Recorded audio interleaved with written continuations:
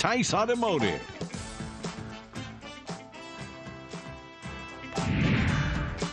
Wong Collision Center.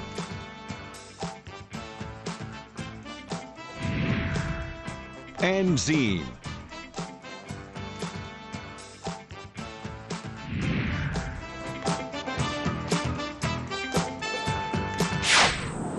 This is a presentation of KCRG TV9 Sports.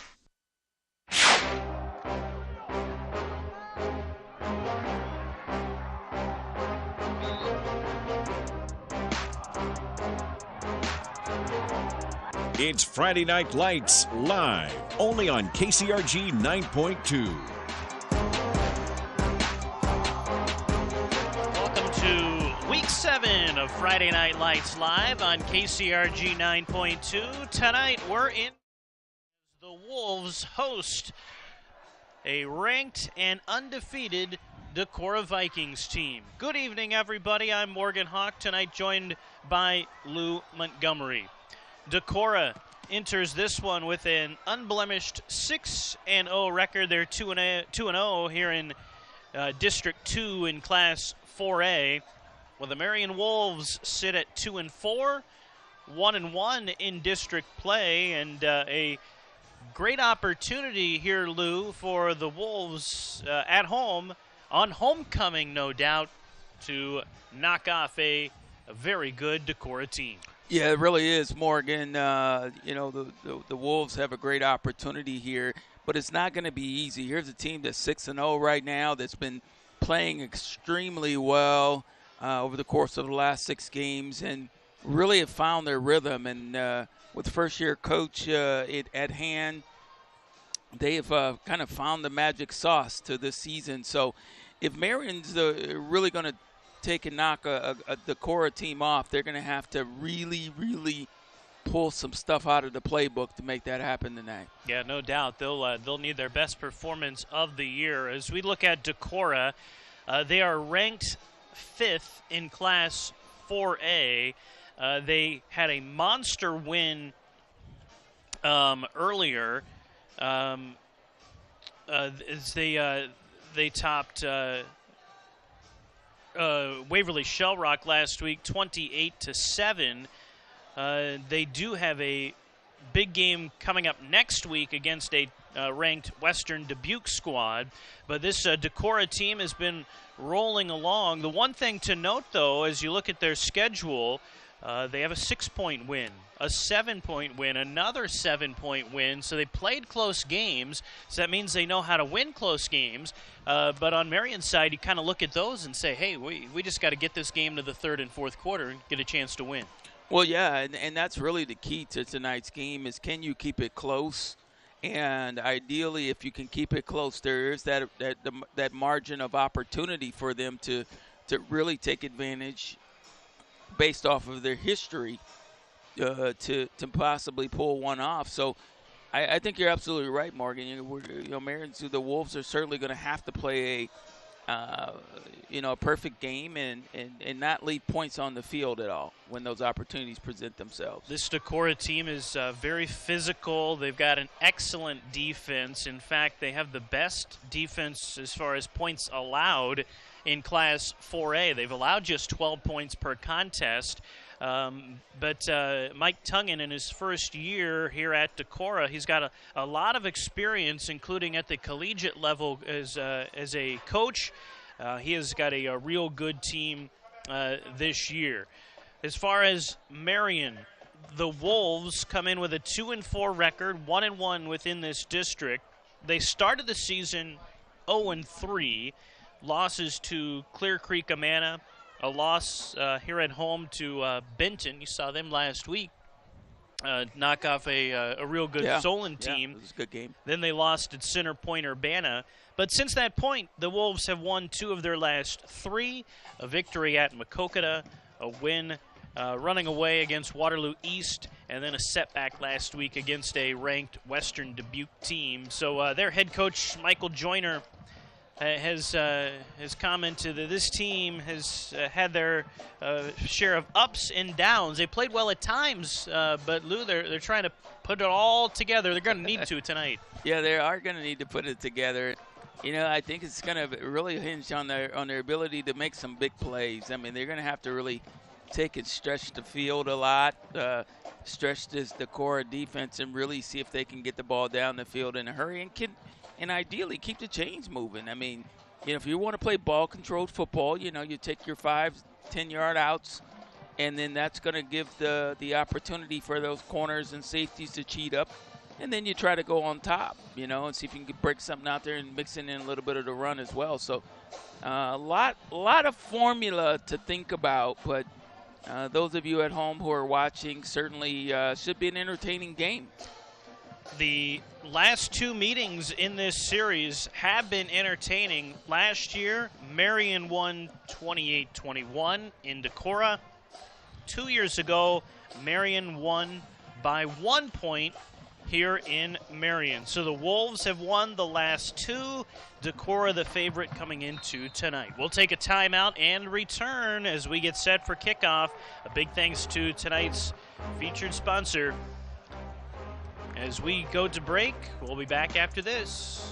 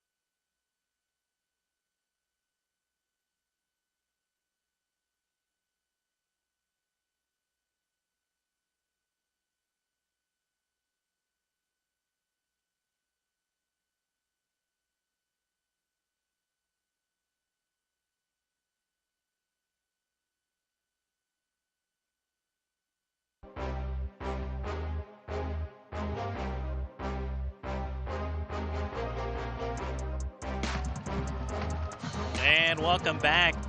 It's homecoming tonight in Marion as the band getting everybody all fired up tonight for a big one as the Wolves host the 5th-ranked Decorah Vikings. Alongside Lou Montgomery, I'm Morgan Hawk as the crowd filing in. A big crowd on hand tonight. Rather warm here this evening in Marion as it is around eastern Iowa. Let's get with Joe Winters with a look at tonight's forecast. Joe?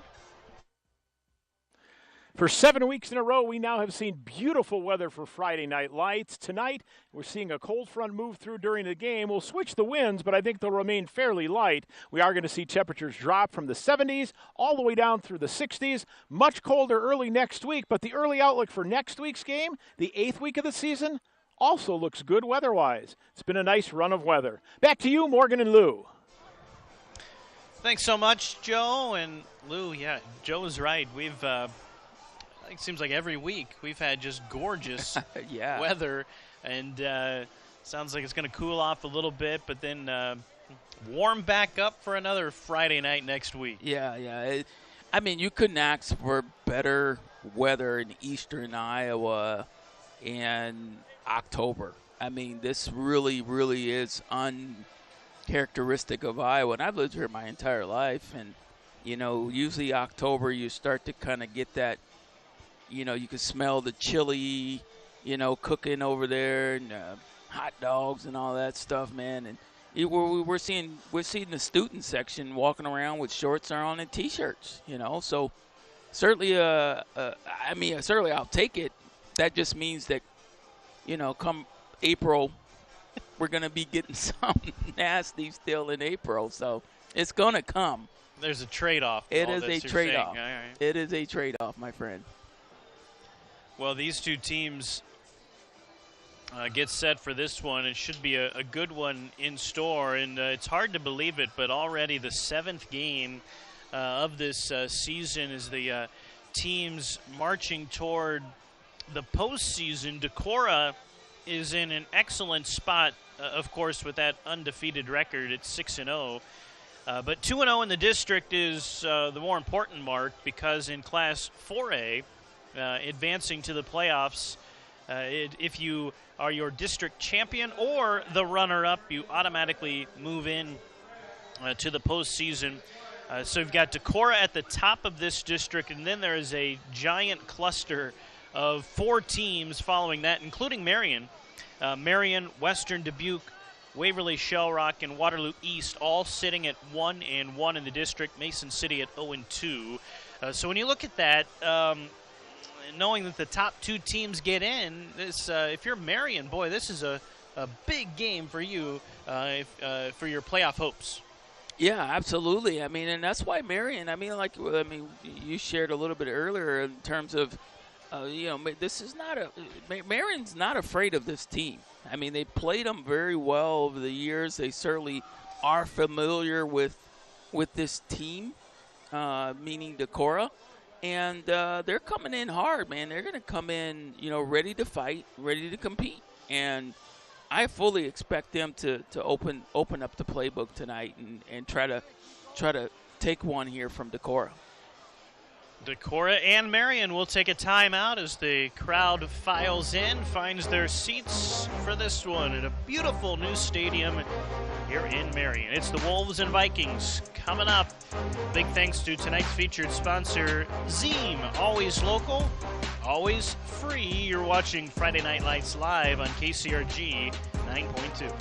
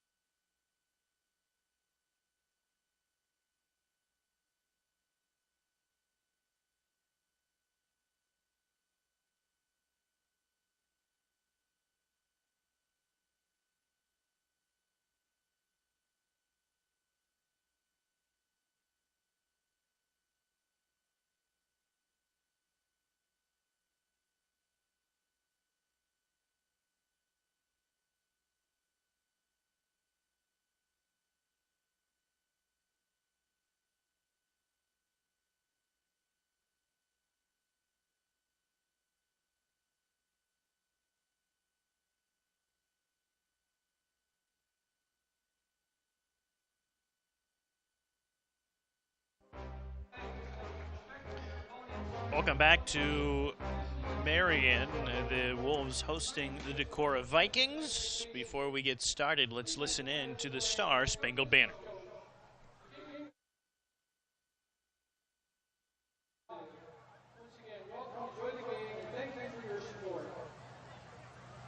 We'd like to take a moment before tonight's contest to honor our game officials.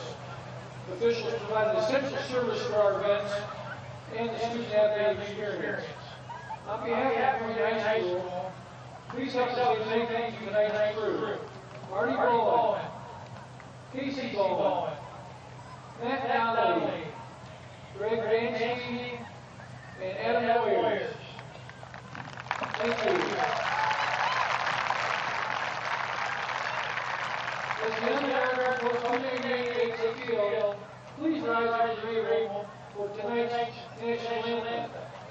For homecoming, the national anthem will be performed tonight by Marion High School Music Department, including the members of the Marion High School Marching Band under the direction of Logan Vanderbilt and the Marion High School Choir Program under the direction of Jonathan Dearland.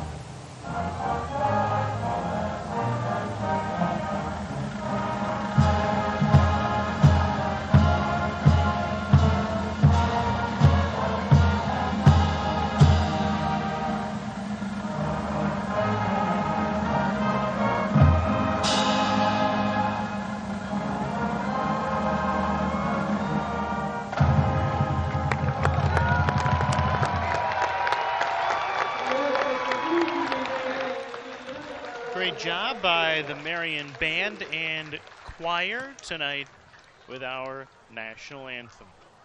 Big crowd on hand, Lou, as homecoming here in Marion.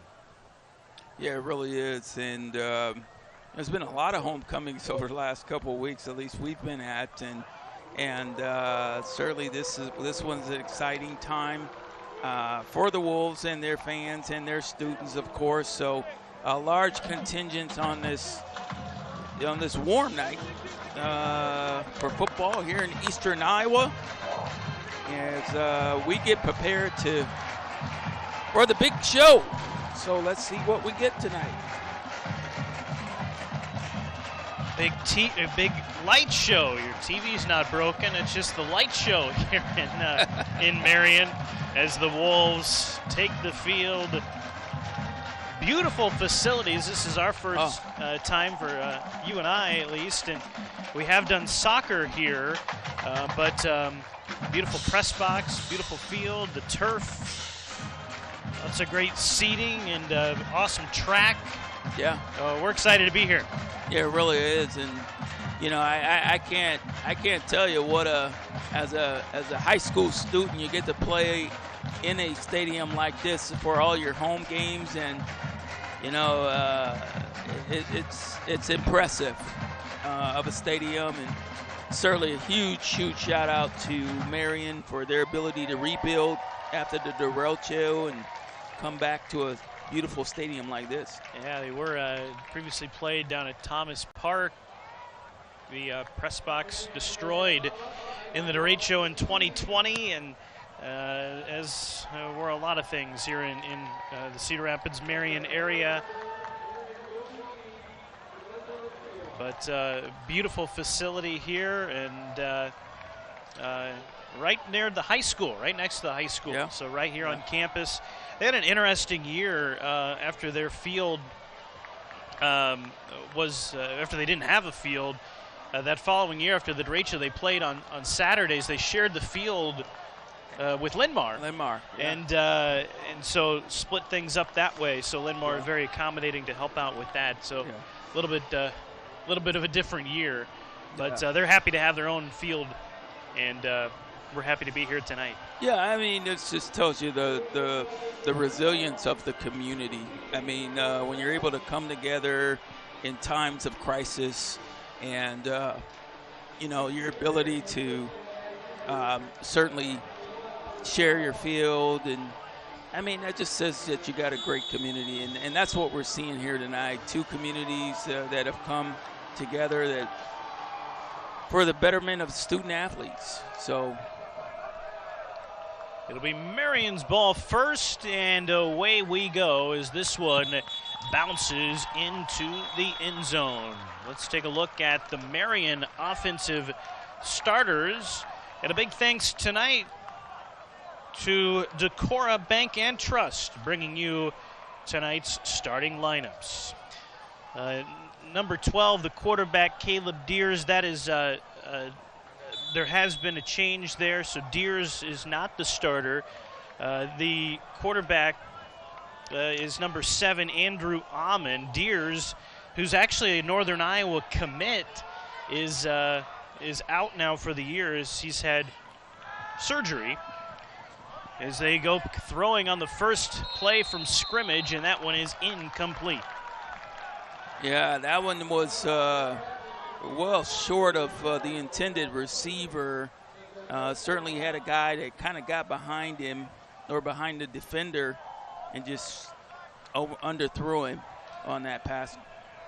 Decorah's defensive starters, their leading tackler is right in the middle, number 15, the linebacker Gatlin Dahlberg.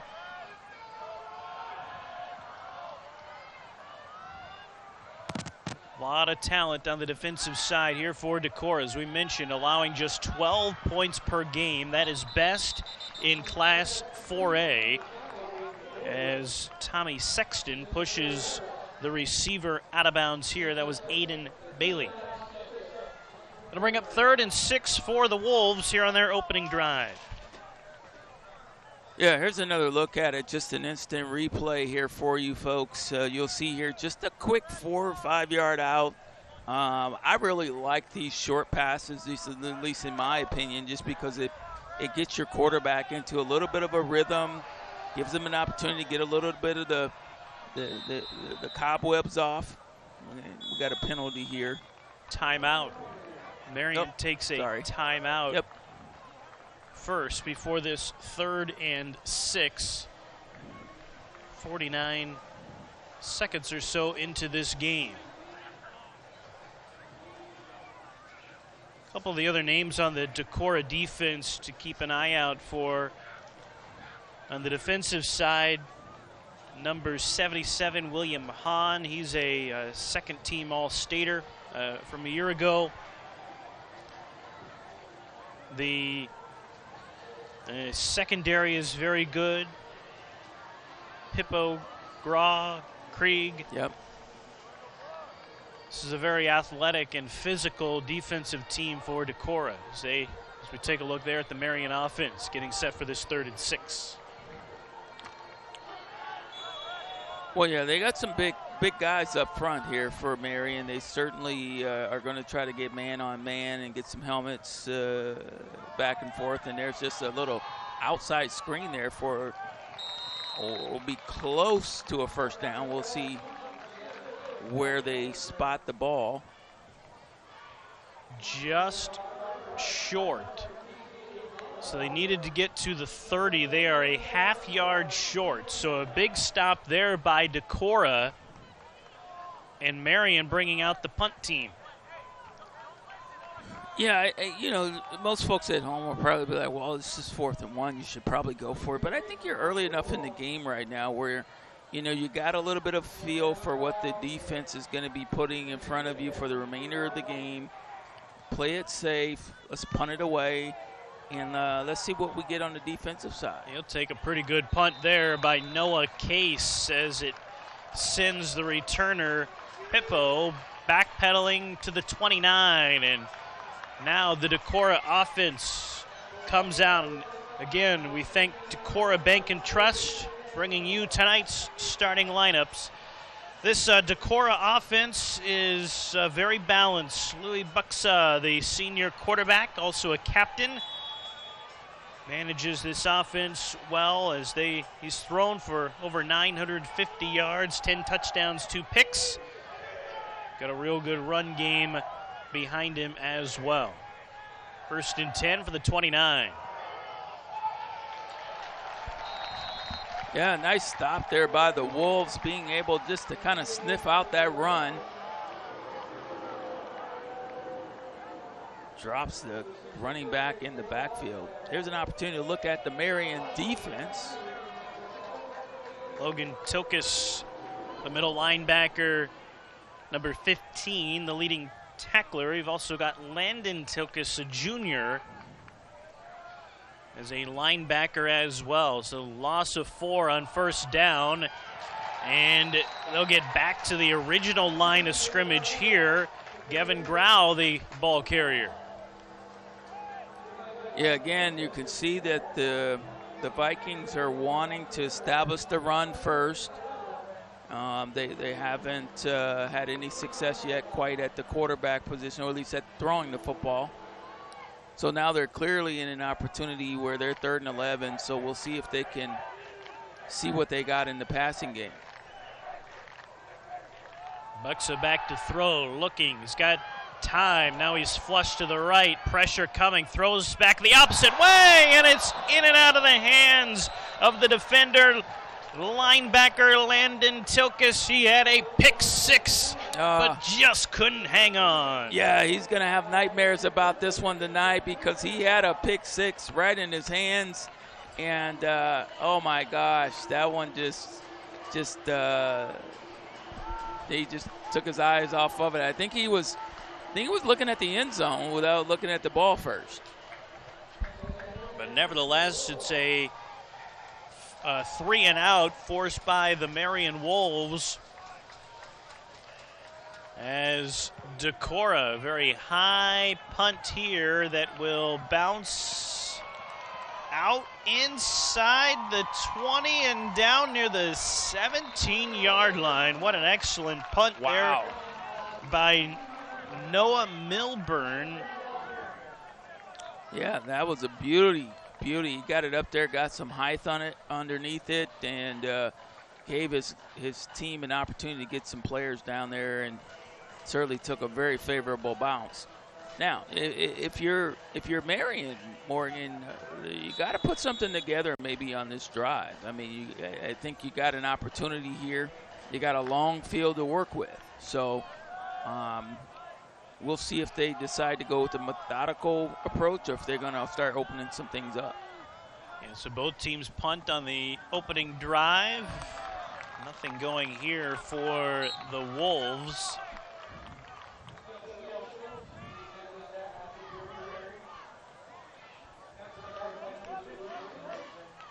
Franzen on the stop for the Vikings.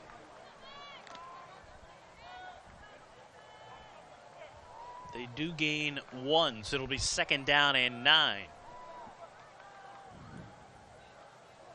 I don't know. I mean, looking at the offensive line, I mean, you think these are college kids, but they're really high school kids. I mean, they're big, man. They're huge.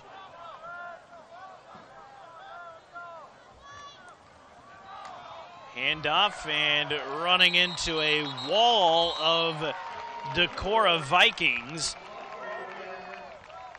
Gale in on the stop there, and Marion moving backwards. Take a look at this pop right here.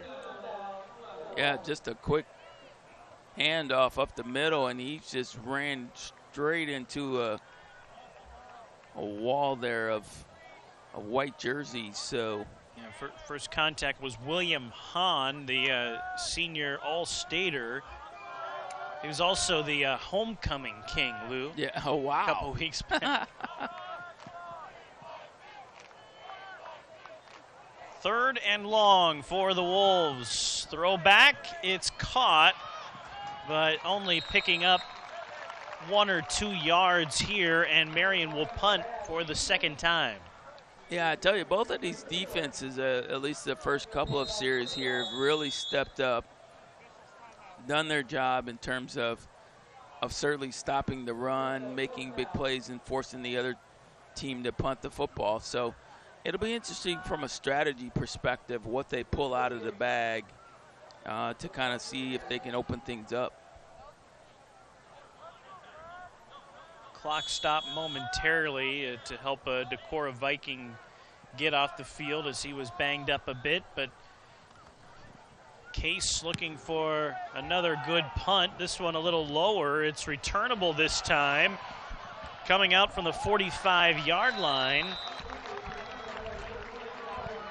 It was returned by Avila, and the Vikings get real good field position here starting in Wolf territory. Yeah, they really do. I mean, just past midfield here, and you know, this is not the kind of territory that Marion really likes to be in terms of their defense. But again, you know, if they can, you know, provide the type of defense that they played within the previous series, you know, they're really looking to get Decorah into a punting situation again. On first down, there is a penalty marker on the play.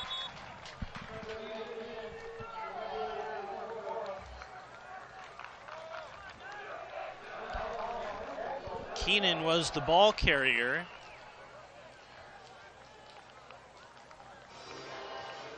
This appears to be on Decorah. Offense, it is. number 52, 10-yard foul from the previous spot. Still first down. Henry Brinsas. Yeah. Well, and again, I tell you, I've just been so impressed with the size of this offensive line. I mean, Decorah has Anthony Putnam, 6'4", 323 pounds. You know, that's... Yeah, he's on that right side there, yeah. big number 75. Shotgun, quick pass, it's complete. Across midfield and down to the 40-yard line, and a good pitch and catch there. Will Larson with his 10th grab. Yeah, here's another look at just a quick slant inside, zips it in there, and you could see the burst of speed. You know, Larson is a guy that you don't want to let loose because the guy can run. I mean, he's really quick, he's fast, he's agile, and if they can get him into a rhythm, the Wolves are going to have some problems tonight. Second down, another quick pass. This one incomplete. Good defense there in the secondary by Marion's Lucas Stearns. Yeah, it looked like that ball may have just been slightly tipped at the line, but great defense there by Marion. Certainly great defense. Get a good look there at the Decorah offensive line. On the left side there is number 77, William Hahn, 6'3", 278 pounds. The right tackle there, number 75, Anthony Putnam, 6'4", 323. He's a junior, Luke. Yeah. That's what I was saying. I mean, there's another big play by the Wolves, just shooting the gap. Coming in there, making a big play. It's Logan Tykes came in, just shot the gap. Yeah, Logan, he said he doesn't care about that size they got on the offensive line. He's coming through to make the tackle, and this will be our fourth punt, two from each side tonight here in this first quarter. Yeah, the punting unit's getting a lot of great work tonight. Well, Milburn knocked one inside the 15 or the 20 last time. This time it's caught and returned, and Marion will start just shy of the 20-yard line. Yeah. So defense is ruling things here early. Yeah, they really are. And, you know, we figured coming into the game it was going to be a bit of a defensive struggle on both sides in terms of just their ability to, you know, offensively, the offensive production for both teams would struggle a little bit. And that's why I was thinking in my mind, I was like, maybe it's an opportunity for some quick slants, some quick outs, things like that to kind of loosen things up. And Decorah got a little bit of a rhythm going, but certainly fell short, and we'll see what the Wolves can do. And then again, there's that stout defense coming in there.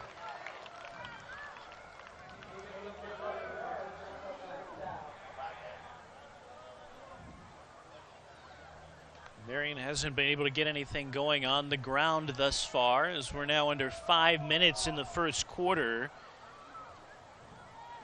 As far as the quarterback, Andrew Amon, he's started the last 3 games.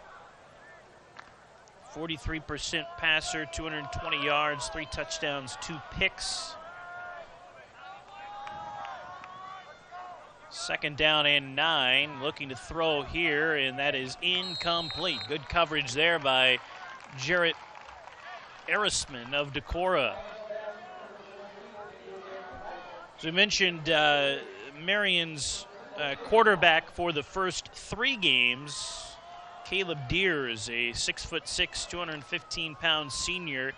He is injured, had surgery. He's been Marion's starting quarterback and has started for the last 3 years. He's headed to Northern Iowa to play tight end. And we'll take a timeout here. 3rd down and 9, 4:27 to go in the first quarter.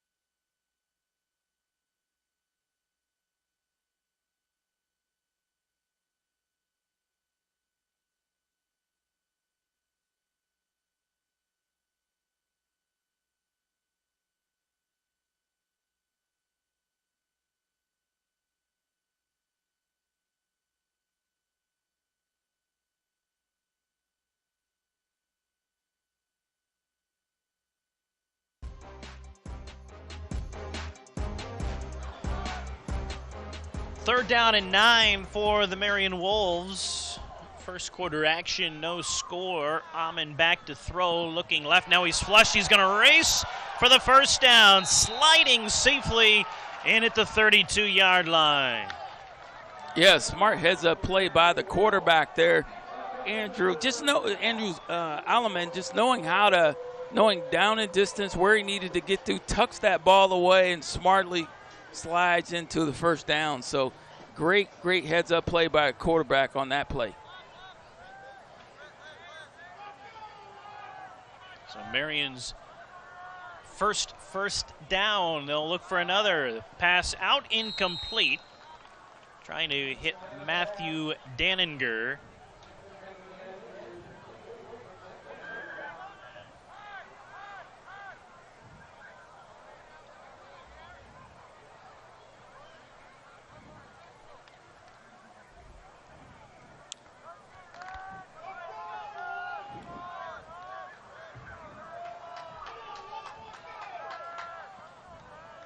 Amon in the shotgun here on 2nd down. Daniger goes in motion, gets the carry, but breaking through into the backfield. Decorah's Erisman with the stop, the tackle for loss, as he blows through that offensive line.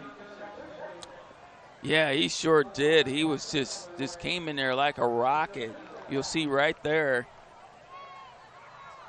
That offensive lineman's just got to square his shoulders up and not allow that defensive guy to get in there as freely as he did. So sorry, that's Tommy Sexton. Sexton on the stop there for Decorah, airing it out. That's going to be incomplete, and Marion will punt.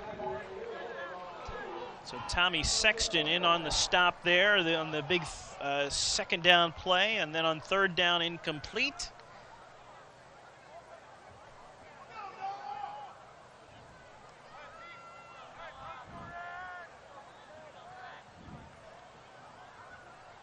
And here's Case, who's punted well tonight for Marion. Gets this one off.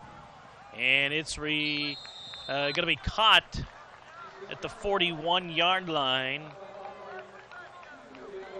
Yeah, again, Morgan, decent field position. I mean, they're on the, 39, 41-yard line or so. So, I mean, not bad field position.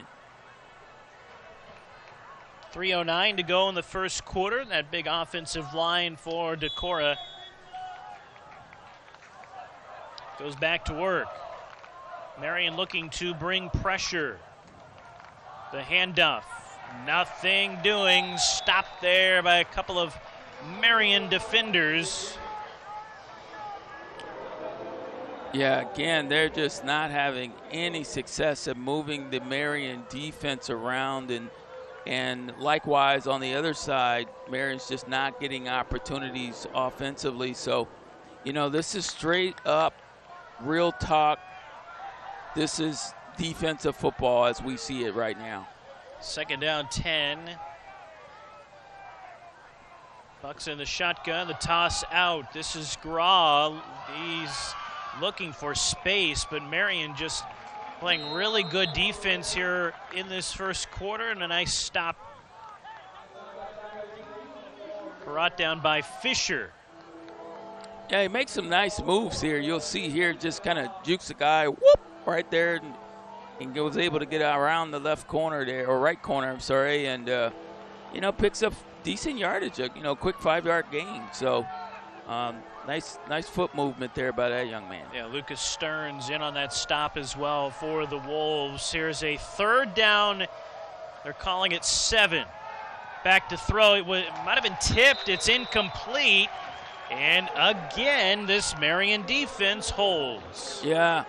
We've seen now a couple of times those balls are getting tipped right at the line of scrimmage. We'll see if we can identify anything right here. But, those big paws are kind of coming in there, knocking it away. He did have a man wide open if he could have connected. So, to your point, Morgan, brings up a punting situation once again.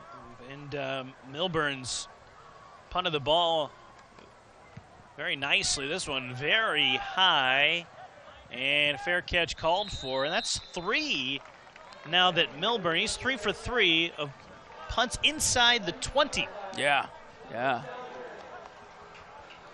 And as the game progresses, forcing Marion to work with a longer field, I think, provides the advantage more and more towards the Vikings. Just in the concept that if their defense can stop Marion's offense, force them into a punting situation, again, they're going to get more improved field position because of the punt by each of these teams. So it's going to potentially work in their advantage. Handoff.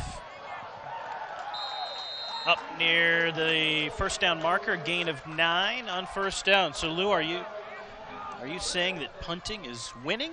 Punting is winning as we know it so far. Second down and 1. And another first down here for the Wolves. Yeah, they're starting to kind of loosen this Viking defense up a little bit. I mean, they're sticking with their game plan. They're sticking with the run. They're not getting too restless right now in terms of anything outrageous. So they're sticking with what they feel like they can do best against this Viking defense. Amon back to pass and finding Daninger near side, tackled from behind.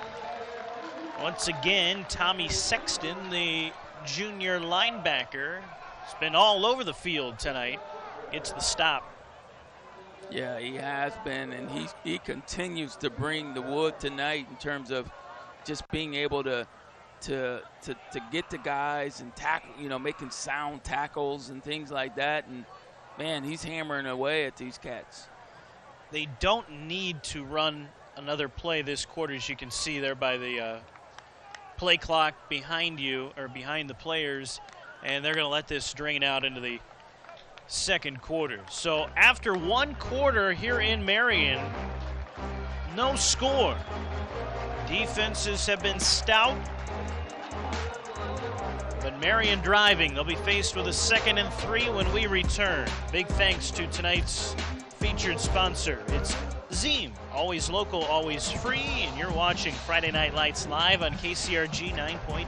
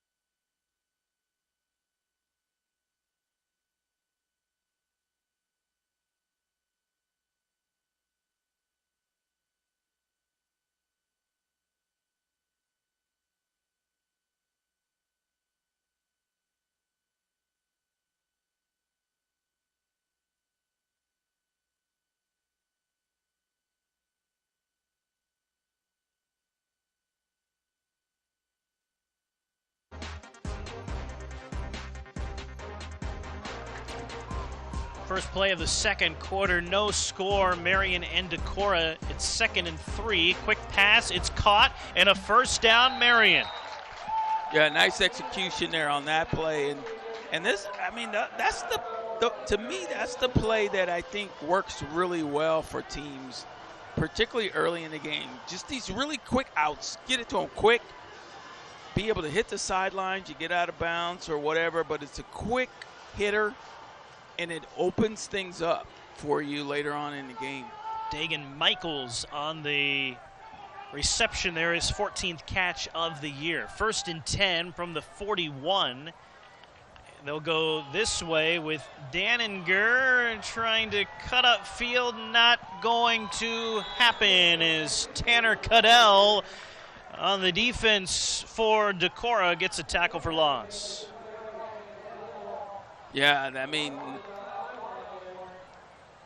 that play itself was just, I mean, it was totally read there by the Vikings. It just did not work real well for them, and they lose yardage and brings up a 2nd and 15, almost a 5-yard loss there, certainly. So you would certainly guess that in this situation they'll want to go with maybe a passing route to see if they can get some of that yardage back. But pressure coming, he dumps it off. That's not going to work either. It was caught, but right there to greet him was William Hahn, the all-stater for Decorah, and Marion moving backwards. There is a flag on the play as well. Shift.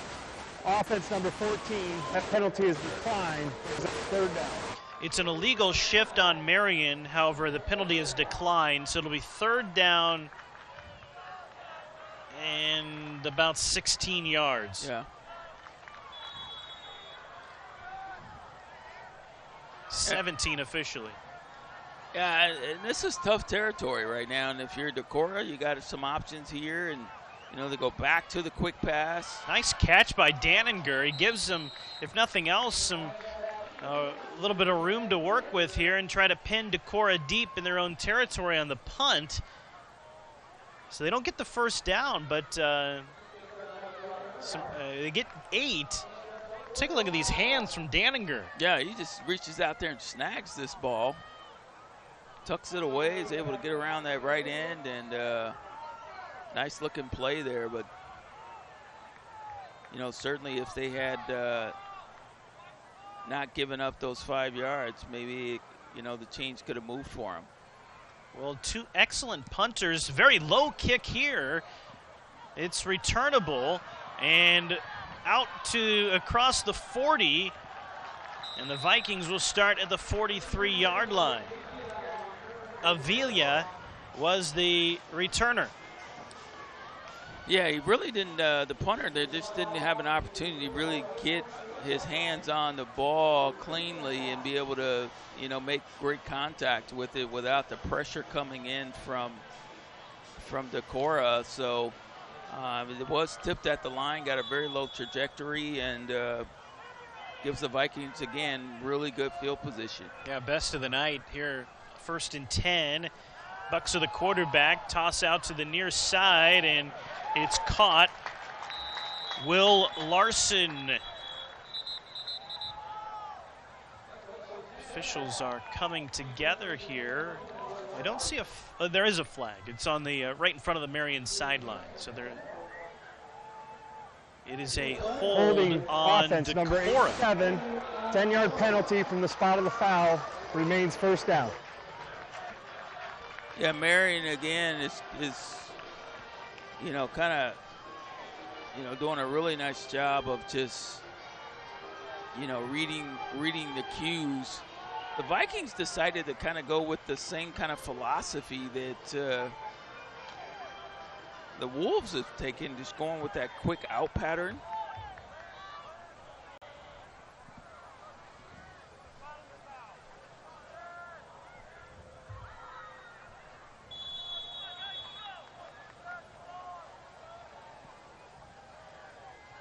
So takes the snap, looking, stepping up, going deep. He's got a man. It's caught by Larson. And Will Larson for the touchdown. Yeah.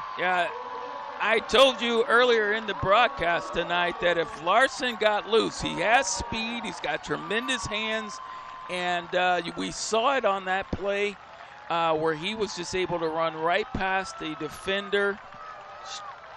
Just a fly pattern, streak pattern right down the middle. You'll see him here. He's a good 5 yards in front and just uses that speed to pull away. So the first big play of the night goes to Decorah. Bucks finding Will Larson.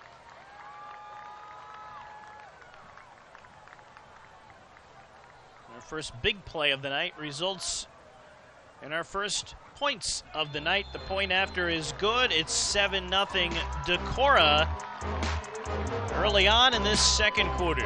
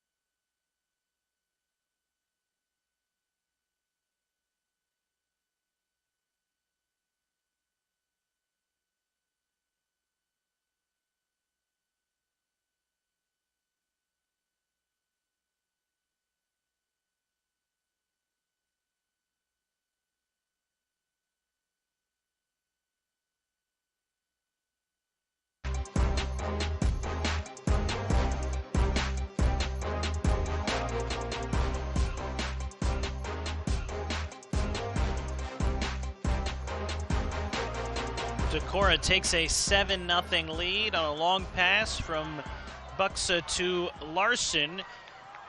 And Marion will start at about the 21-yard line.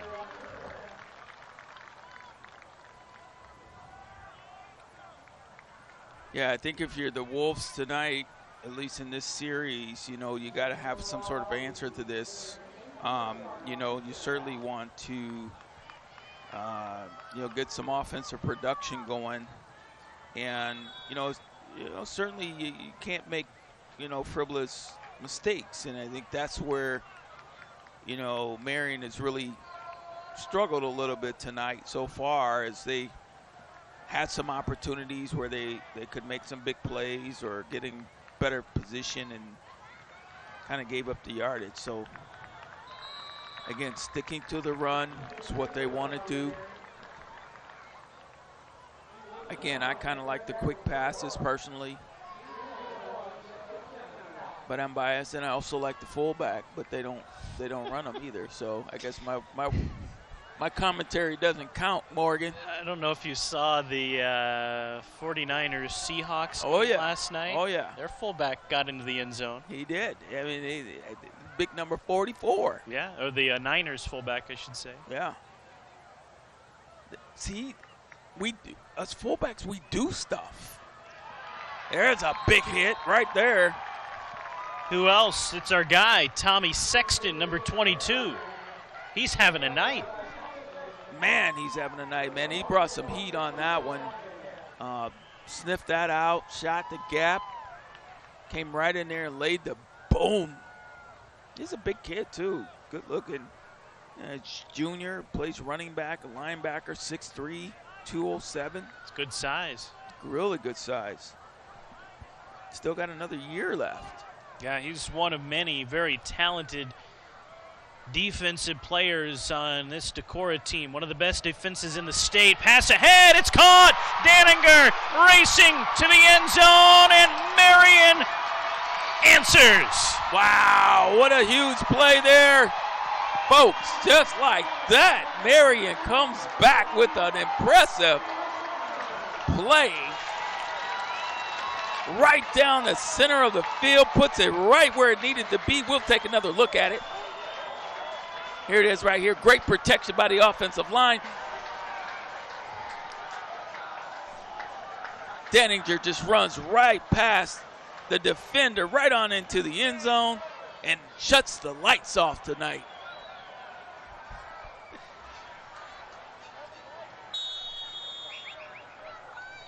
To tie the game, the point after. It's good. Well, the first quarter, we saw a lot of punts. Yeah. Flipped it over to the second quarter, and we're seeing some long touchdown passes. Yeah. Entertaining one so far here in Marion.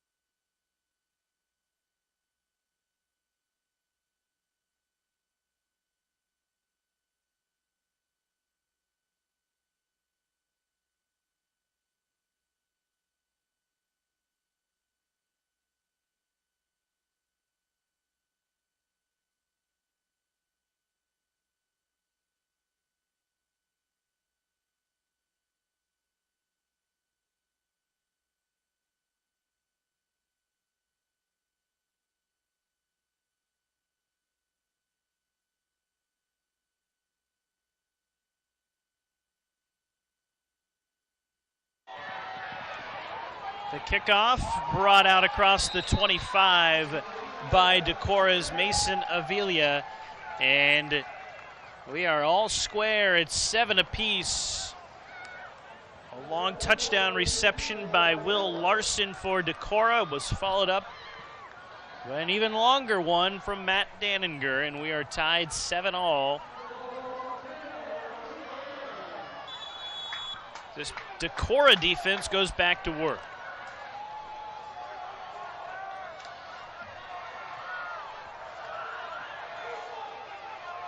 Decorah spreads it out with 4 receivers. Buxa, pressure coming. He is dropped. Wow, nice defensive play there. I think big Alex Castillo got in there. Ran right into big Alex. Check this out, y'all. Tries to come out of the spin move and is met there. No, I'm sorry, I stand corrected. That is Ethan Wright. Second down and 11.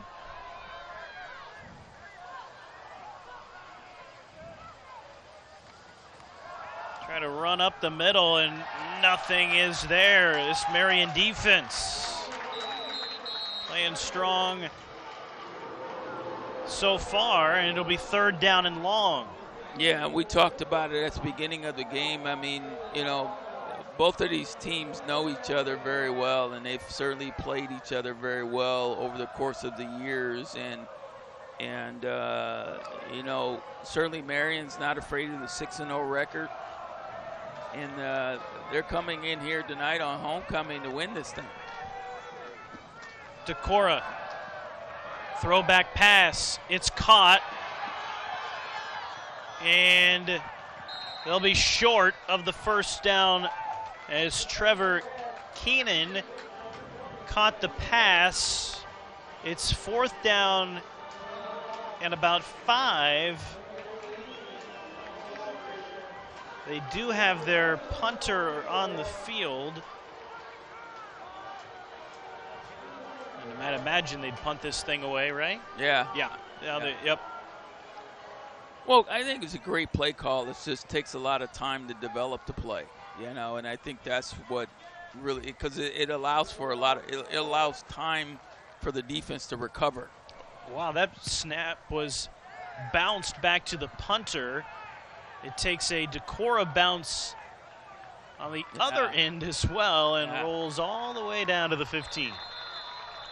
Yeah, it was kind of rolling on its side there and got a very, very, very favorable roll there. So, again, pins the Wolves back in deep. Again, having to work with a long field, but we'll see if they'll go to the long ball again tonight. I mean, on this series. Or if they just kind of stick with things. We shall see. Again, Decorah ranked 5th in the state in Class 4A. They're 6-0 entering tonight. Marion at 2-4.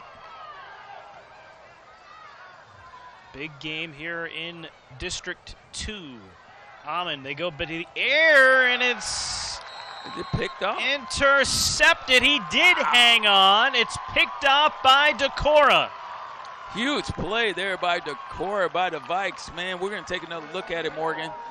You'll see here where he's got his eye on his receiver there, and just great heads-up play there by Peyton Webb stepping in there, making a big play. And again, field position in favor of the Vikings right now.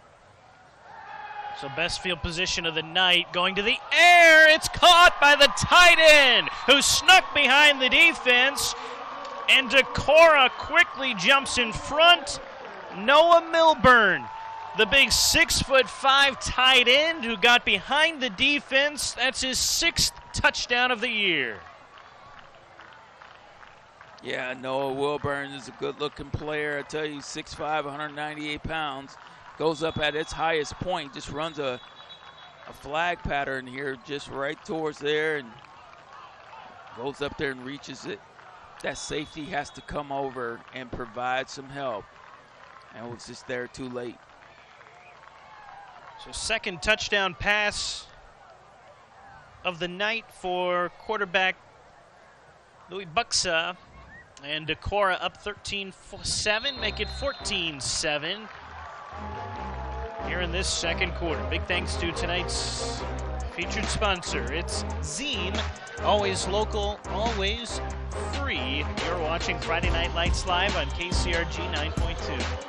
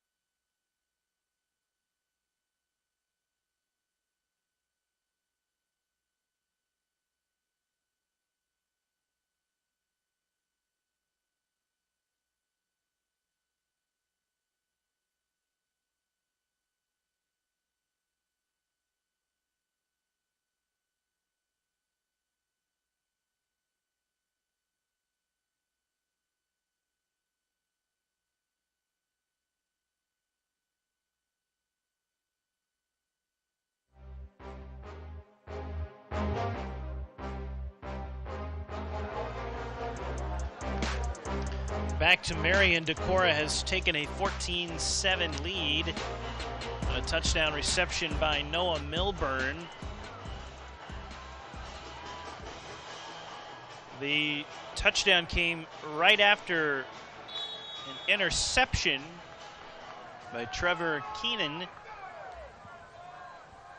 And Marion's offense back on the field from their own 25. Almond goes right back to the air. Daninger, who caught the long touchdown pass, gets across the 30. He's been the favorite target tonight. Yeah, it really has been, and but he's also been able to deliver as well, and that's how you kind of get to be the favorite. Is you get an opportunity to get delivered, or you deliver when your quarterback needs you. And I think Marion right now, they need the leadership to step up in this particular situation. You know, can they get some quick passes out there? Wanted to run a little bit, took his eyes off the ball, but good play call there. Went to Michaels, who had a catch earlier.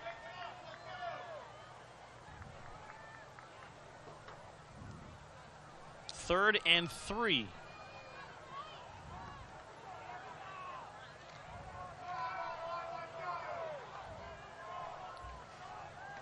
Yeah, this is, trips up here to the top of your screen. Stepping up, delivering, incomplete. Sexton got a hand on it. And on 4th down, Marion will punt.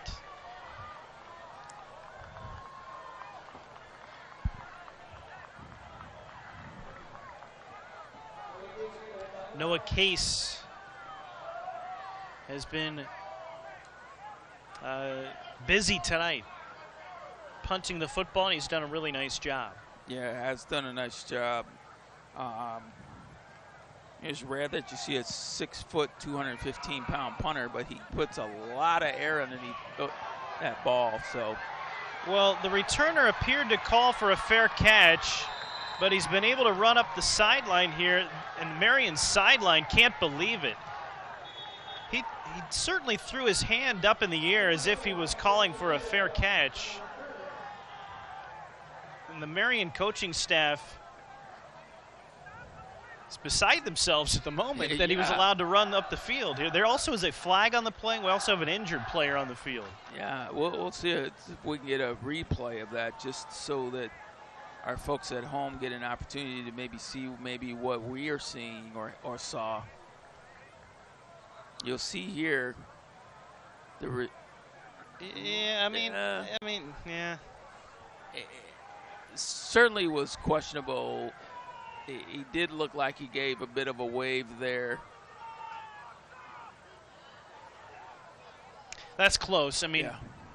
It was kind of like, it's kind of like when you see it's like when you see me driving next to you or at the stoplight. You just kind of I thought you were I thought you were going to the Cooper DeJean fair catch, non-fair catch against Minnesota and the Iowa Hawkeyes.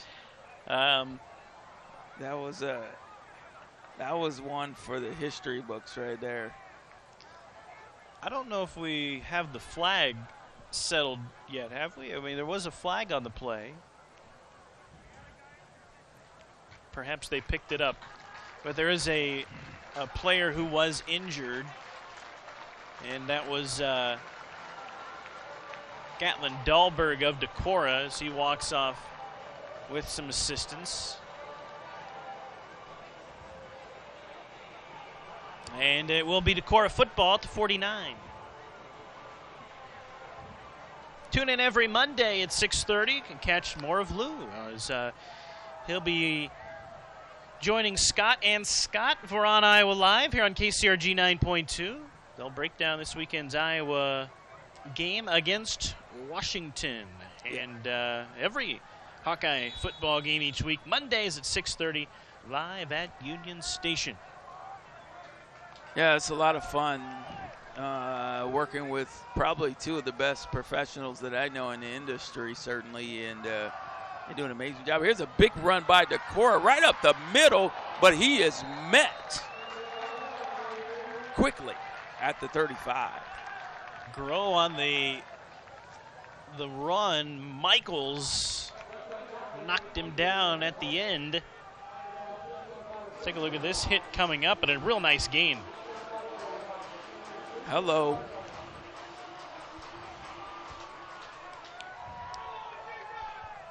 Marion trying to get a stop.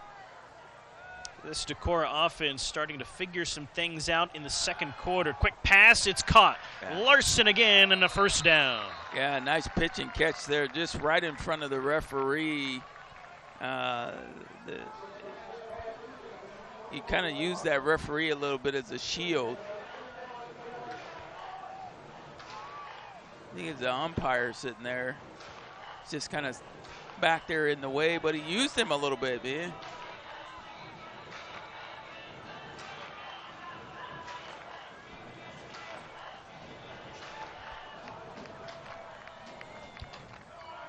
Marion's offense has been clicking. First down, go back to Graz. He powers forward.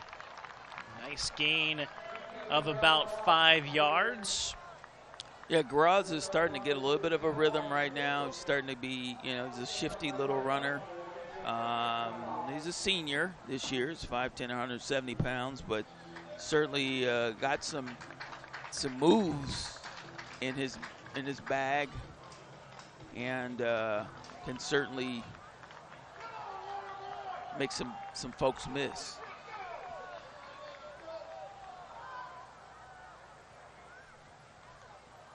Going to the air, and that is incomplete. Wow. Trying to find Pippo. Laying out, nearly made an outstanding catch. Well, look at the spiral and the trajectory on that ball. That's certainly a catchable ball. He extended his body to try to get out there and get it, but nice tight spiral there.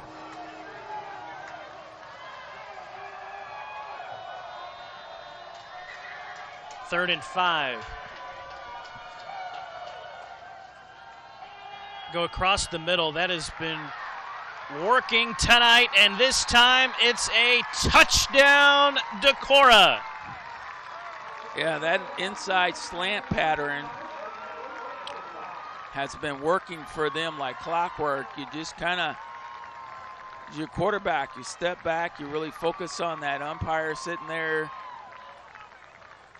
and your receiver literally just runs right past him. So kind of becomes a defender there. You see him standing right there. Works his way, muscles his way into the end zone. Good, tough run there.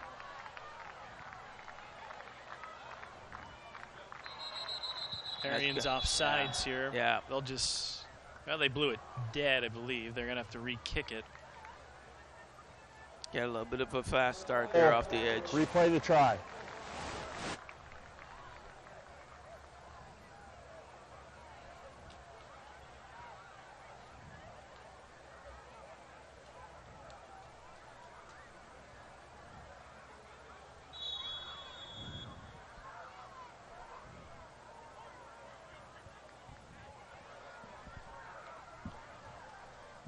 It's offsides again. Yeah. Well, that's one way to prevent them from getting an extra Yeah, point. you know. Keep doing that for a while. Yeah. They're going to go for it now. They're going to go for 2 now. I mean, yeah. Might as well, right? Yeah, why not? I mean, you're on the 1-inch line almost. So,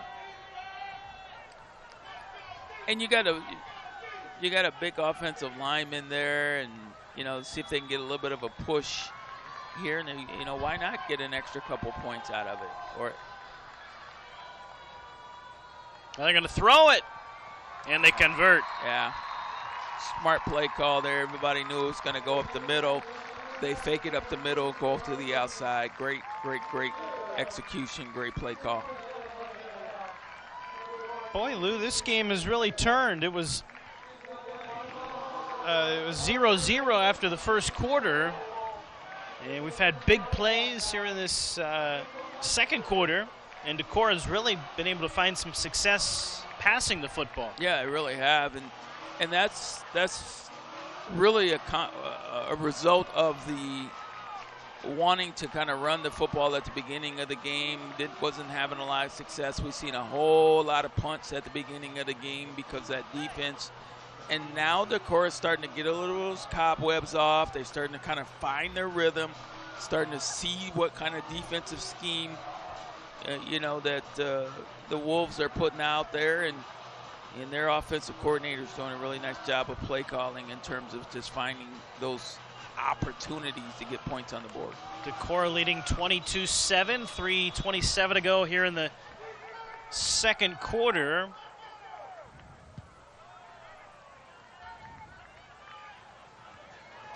From inside the 5. Tune in next Friday night for another edition of Friday Night Lights Live. Next week, it'll be West Delaware taking on Independence. Coverage kicking off at 7:30 next week. It's always one fun rivalry game when those two teams get together. West Delaware's got a big game tonight, hosting a top 5 ranked Dubuque Wahlert team. That'll be fun next week. Yeah, it should be exciting. They always do really there. Intercepted Decorah, and taking it all the way back is Trevor Keenan, and Decorah pulling away here in the second quarter. Yeah, really huge mistake there. We'll take another look at it. Trying to get to his receiver here. You can see that it's kind of a wobbly ball. I don't know if it was tipped a bit. And, gives 6 more points to the Vikings. 28-7. Yeah, I think that's 14 unanswered points. Yeah. Point after is good, 29-7. Well, it'd be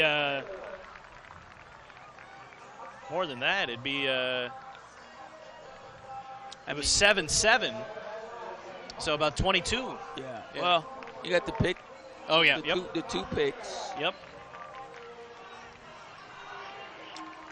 So yeah, I mean it's kind of turning into a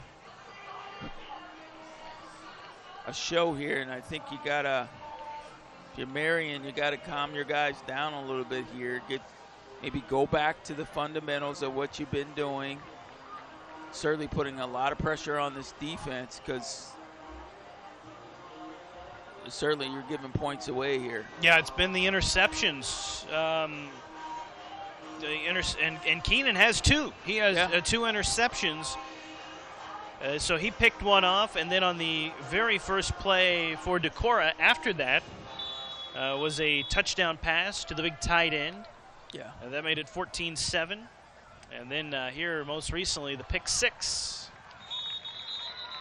And Decorah pulls in front 29-7.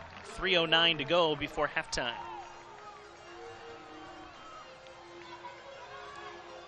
Kind of taking a little bit of the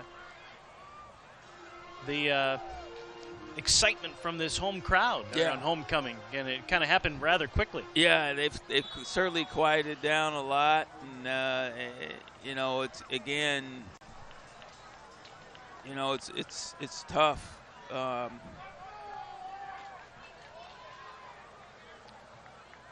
They'll go to the ground this time, and a nice gain there by Creighton Wheeler, the senior back.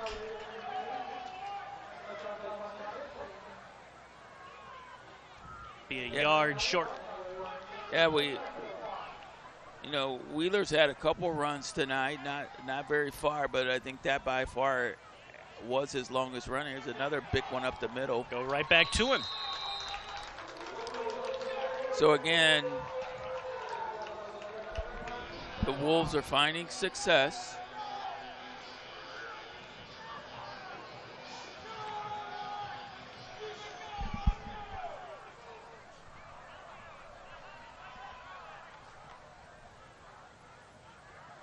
Almond back to throw, finding Michaels, far side, takes a shot, still not down. Wow. Breaks a couple of tackles there. Gets out there on the edge. Nice tough run in there by that young man. Boy, it'd be huge for the psyche of Marion if they go down and put some points on the board before halftime. Well, they got plenty of time to do it. I think they just kind of go into a little bit of a hurry-up offensive set and now allow the Vikings to really get set. And again, there's another nice run by Wheeler up the middle. Depending on the spot, see if it's third down or first down. He was close.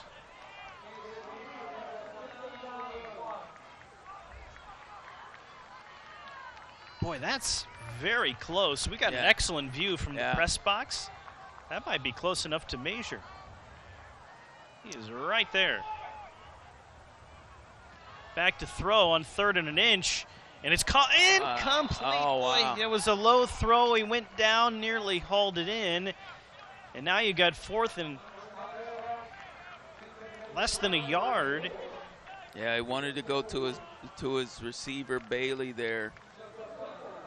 Just could not hang on. It was a great play call because it was virtually open. Let's see if Allman goes under center. No, this is gonna be tougher than it looks. That Decorah defensive line is very stout. They're gonna throw on 4th and an inch. They're gonna go deep here, and it's knocked down, incomplete. Lou, turnover on downs. They had 3rd and less than about a foot.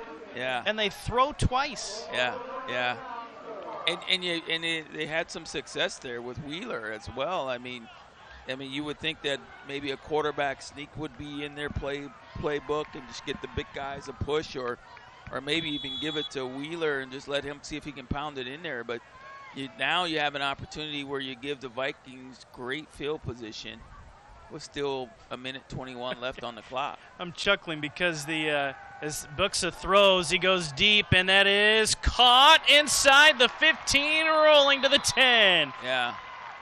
See, and that's the danger of it. I mean, when you're playing a team that's like Decorah, that's hot right now, they've got momentum, they got the psyche right now to say, hey, we got plenty of time on the clock. We're on their end of the field. Let's take advantage of it. Well, they're going to hurry and score. There's two ways to look at this. Catch Marion while they're not ready, or let's try to run out the clock here by scoring a touchdown. But they're going to go right to the end zone, and that is caught. Touchdown, Graw in the back of the end zone. And just like that, in 2 plays, Decorah back on the board. Yeah, we'll take another look at it. Just gets behind the receiver here. I mean, the defender, my apologies, gets behind the defender there. And just nice toss and catch right over the shoulder. Hauls it in for another score. 35-7 right now in favor of Decorah.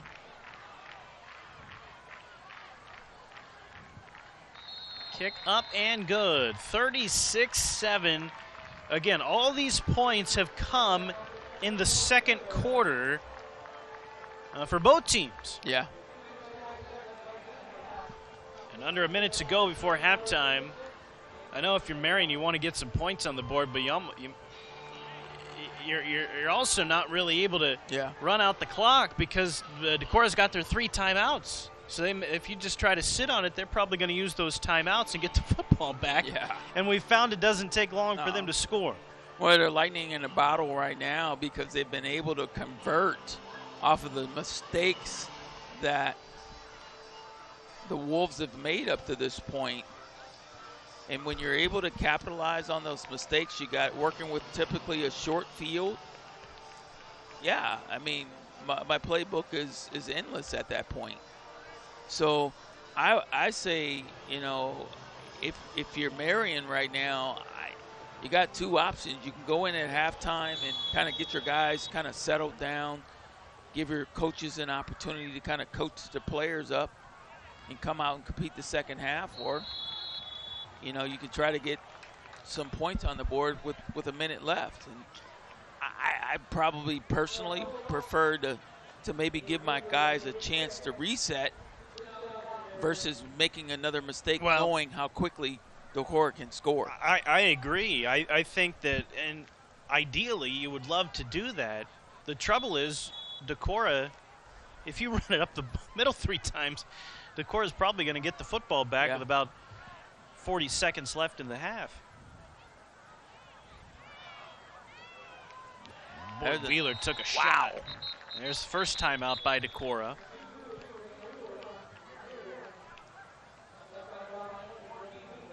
Yeah, Keenan came in there and laid the boom on him on that one.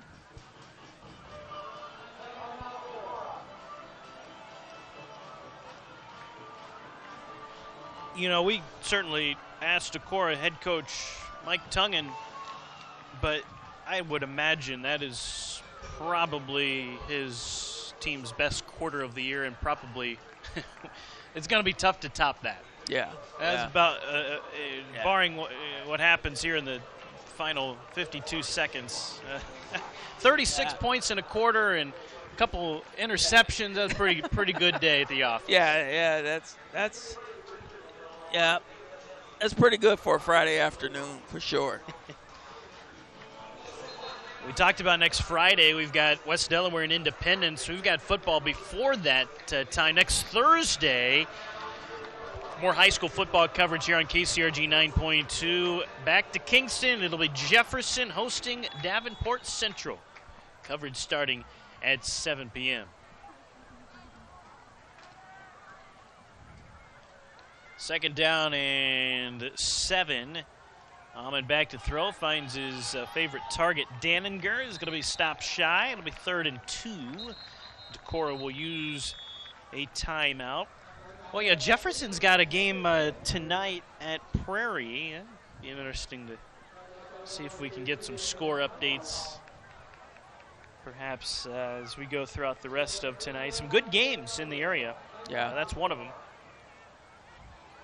Well, I'm going to tell you, we've done a lot of shows over the years, and this season is right there at the top in terms of quality football games that we've been able to call and bring to our viewers.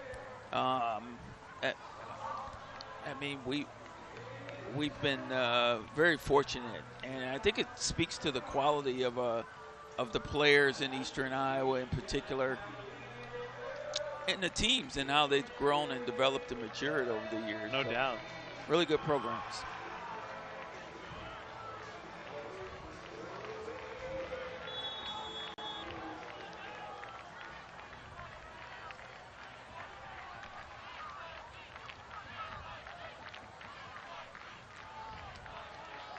And it looks like they do get the first down.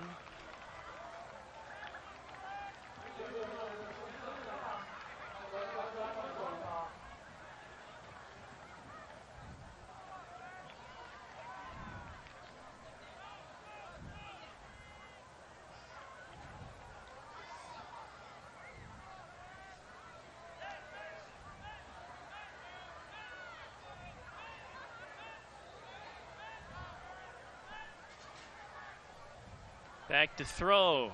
Amon flushed and spins out of one tackle and going to be a yard short of the first down marker. Clock stops. Marion uses their final timeout with 18 seconds to go. We've seen Amon be able to run a little bit tonight. Well, and what a great move. Watch the spin move. Whoop! Does it again. Nice move there. Wow. Morgan, I tried a spin move once in my day, man, and about tore up my whole hamstring, man. My knee, my ankle.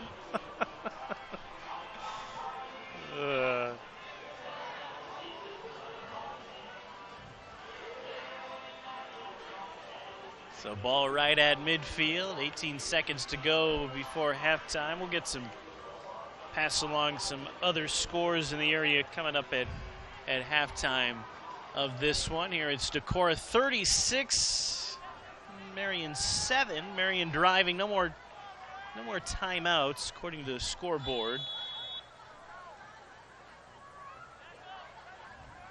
Almond will throw it, and looked like they might have been trying to set up a little hook and ladder there, Lou. Yeah, it sure was. I mean, they were certainly positioned that way to run it. A little hook and ladder.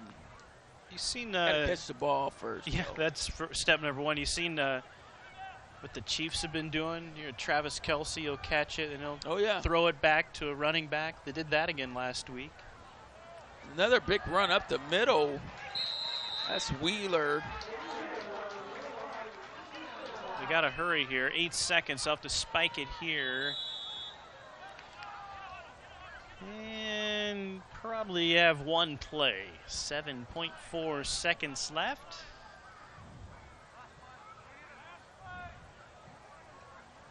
Now Wheeler's kind of getting his wheels going tonight, which is great for the running game.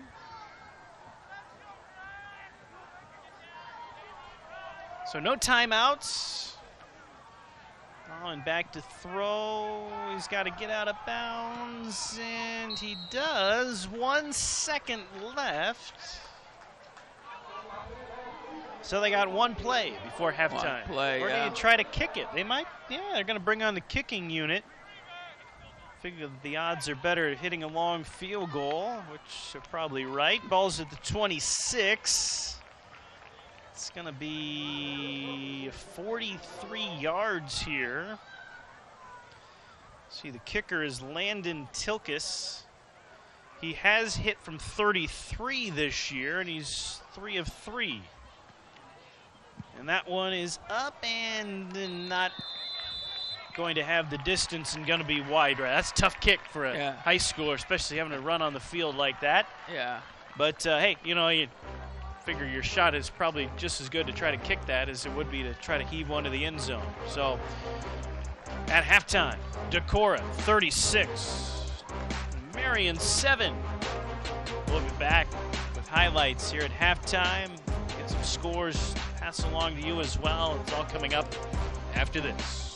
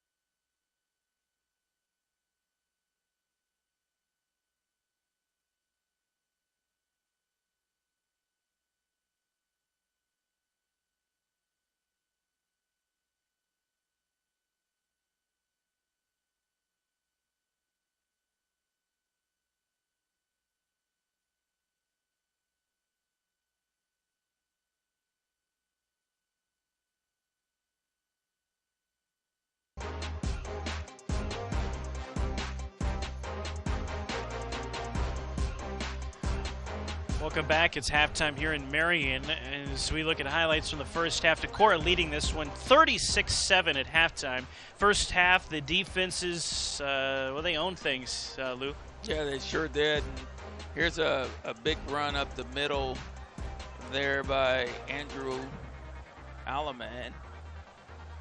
but the defenses did just stick in there. I mean, they stuck in there like mud on both sides. And then the second quarter came, and Decorah just woke up. Yeah, there was no score after the first 12 minutes. In the second quarter, Buxa found Will Larson for a big touchdown reception that put Decorah up 7-0 at that point, but Marion answered rather quickly. It was Allman to Daniger. Great catch. He had a few very good catches in the first half. Daniger took that all the way. That evened the score at 7 apiece. The lights flicker on and off. Yeah. Great light show, by the way, here when Marion scores. Hopefully we can get a little more of that in the second half to see. But then the turnover bug bit Marion a little bit. You saw a pick here from Trevor Keenan. And then that led to points. Bucks have found the big tight end, Noah Milburn, going up to make the catch. So he got behind the defense. 14-7 Decorah at that point.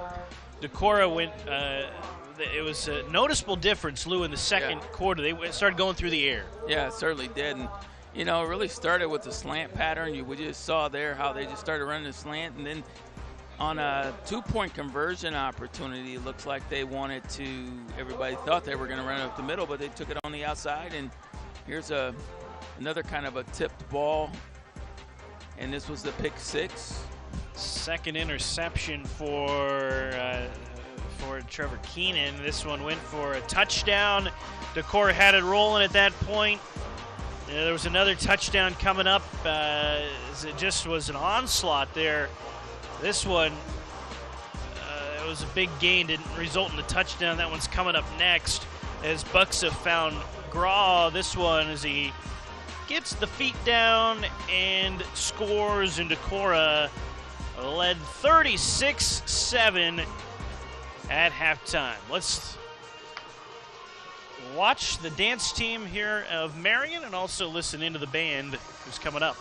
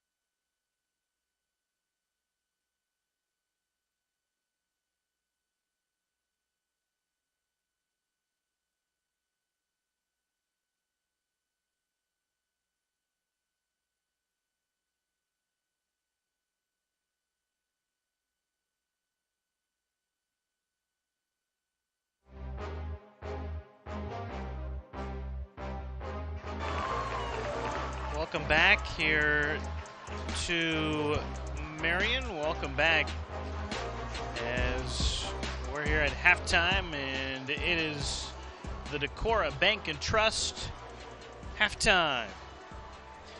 Great performance from the Marion Marching Band, and a great performance by this Decorah team, especially in that second quarter as they lead 36-7 here at halftime. And we say thank you so much to Decorah Bank and Trust for bringing us our halftime here tonight. A few of the stats from the first half of play. Really everything happening in that second quarter, but thanks to friend of the show and Gazette's KJ Pilcher with some of these stats, but Louis Buxa, the quarterback for Decorah, 191 yards passing, 4 touchdowns, 97 yards receiving by Will Larson. A large chunk of those coming on 1 touchdown reception. Trevor Keenan with two interceptions, including 1 for a touchdown. As far as Marion goes, Andrew Aumann, the quarterback for Marion, 133 yards passing. Matt Danninger, his receiver, with a large majority of those. He had 105 yards receiving in the first half.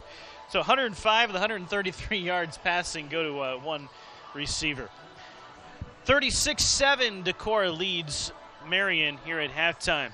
Promised some scores from around the area. Let's get to those now. So Jefferson is at Prairie. Lou, they call that the Kolach Bowl. Do you know that? I didn't know that. No, I didn't. The Kolach Bowl, and Prairie leading Jefferson 49-7 at halftime. Or at least last check there. Iowa City West leading Cedar Rapids, Washington 35-14. That's in the third quarter. Linmar all over Davenport West, 49-0. That's at halftime. Kennedy looking for a win on the road. They lead Dubuque Hempstead 19-14. That's in the third quarter. 8th-ranked Iowa City Liberty hosting Ankeny, and Liberty leads 21-20 in the third quarter. We're going to actually have Ankeny here in a couple of weeks on a Thursday night as they take on Wash. Davenport North is also at City High. No update from that one. Xavier is leading Oskaloosa 35-7. Clear Creek Amana trailing North Scott 7-0. That game is at Clear Creek Amana. Western Dubuque leading Waterloo East. Last check, that was 21-4. Big one in Williamsburg tonight. And the score from halftime down there is second-ranked Williamsburg leads 5th-ranked Solon 21-13. Williamsburg leading at halftime. Mount Vernon all over Fort Madison 49-7. It's Washington trailing Assumption 21-6. Benton leading Grinnell 28-7. Independence all over Maquoketa 34-0. 5th-ranked Regina trailing at Beckman Catholic 28-7, that game in the third quarter. Wilton leading West Branch 27-7, and Maquoketa Valley leading Northland 12-8. We're set to start the second half, with Decorah leading 36-7. Big thanks to Decorah Bank and Trust for your support of our broadcast here tonight. Well, it will be Decorah football to start the second half, as they put up 36 in the second quarter, and here we go. A little squibber. It's recovered by Marion. Perfectly executed. And pouncing on it was number 8, Lucas Stearns. Yeah, I don't know. We'll take another look at this. This is totally unforeseen. And certainly Decorah just simply was not ready for it. So great play call there. I would have never guessed that they would have done that, but great play call. They got great field position, and again, they go back to this running game by Wheeler. Creighton Wheeler has found some success tonight. He picks up 8 there. 5'7", 160 pounds, but he runs hard, Lou. Yeah, sure does. And I mean, he's a tough runner up the middle. They go right back to him, and he takes it right up the middle just like that. Certainly they went in at halftime. They had an opportunity to kind of review some of the things that Decorah does defensively, and they found a gap here.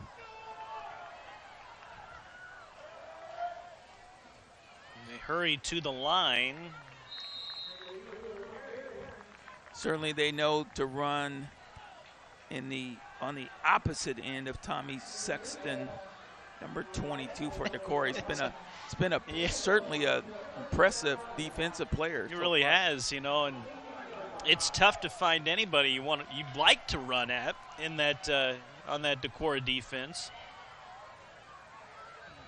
Wheeler took a shot there. Boy, these guys hit hard. Yeah. Coming in there was Gatlin Dahlberg. Good to see him back in there. He left off the field gingerly earlier. Yeah, coming in there at the linebacker spot, him and Tommy Sexton there do a really nice job of stopping that middle. Okay, we're in the Decorah Bank and Trust red zone. As this one goes out to the flat, it's caught, and inside the 5. And who else? Matthew Danninger, well over 100 yards receiving tonight. Marion trying to get points here early in this second half. Well, they got a lot of work to do here in the second half in order to kind of get back into this game. We'll take another look at it here. It's just a quick throw out to the flats there. You got some one-on-one, and those are the kinds of matchups you want, one-on-one, because every now and then you can shake and bake, and turns into points. Ball placed at the 5. They go back to Wheeler on the ground. He stood up. Yeah, Wheeler's it's been kind of their workhorse tonight, just haven't had an opportunity to get, kind of break away at all, but he's been doing a lot of just kind of blue-collar work up through the middle, and I certainly has been able to do – it's certainly been productive for Marion, but they just hasn't translated into points quite yet. Pass incomplete on second down.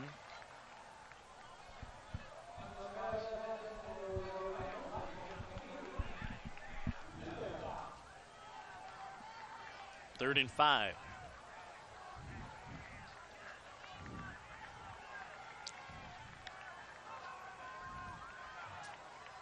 And Marion again is taking their time.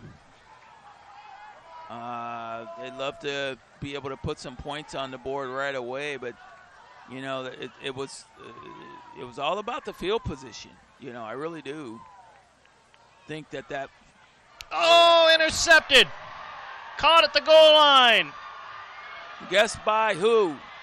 Our guy Tommy Sexton snacks that one from the linebacker position.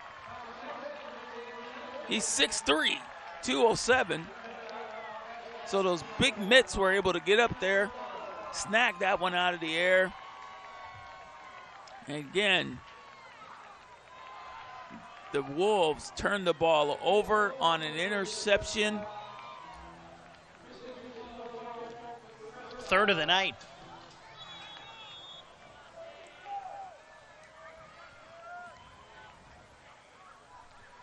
Ball at the 48-yard line and wrestled down. The ball carrier was Mason Avila. A hard stop by Noah Fisher. Yeah, Noah came in there with a lot of force there, just making a surefire tackle there. So great job by Noah.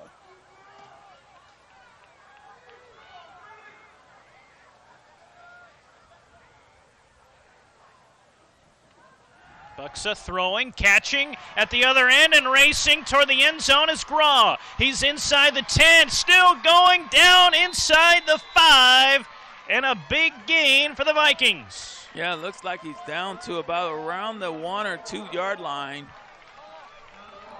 What a huge play that was for the Vikings. You'll see here just that quick over the middle play. And then he uses his speed to kind of keep the momentum going, and he picks up another 8-10 yards. Goal line set for the Vikings. Buxa falls forward and touchdown Decorah. Buxa on the sneak. Yeah, that was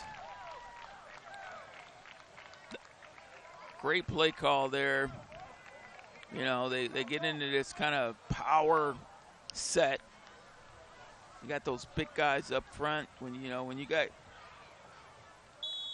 guys measuring out at 323, 278, 257. That's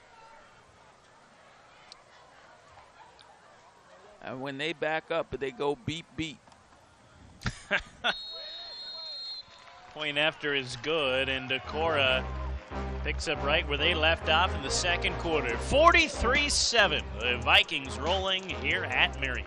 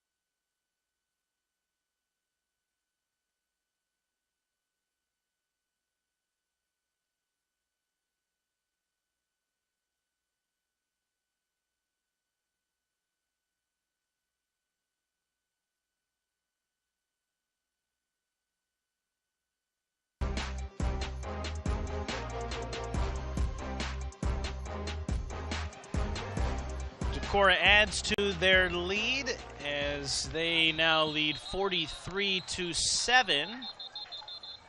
A flag on the return. We'll say for the most part, it's been a pretty clean game, Luke. Yeah, it really has been a really clean game. I mean, not a lot of laundry on the field, at least tonight. Holding during the return, number 51 on the return team, 10 yards from the end of the run, be first down.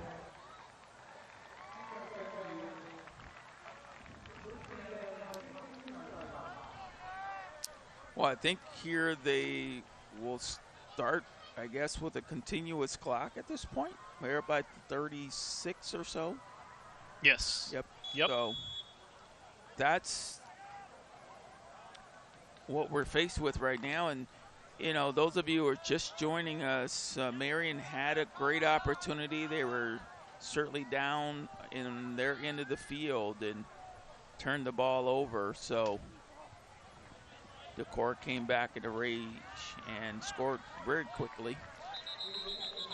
Anthony Putnam says hello to the Marion ball carrier.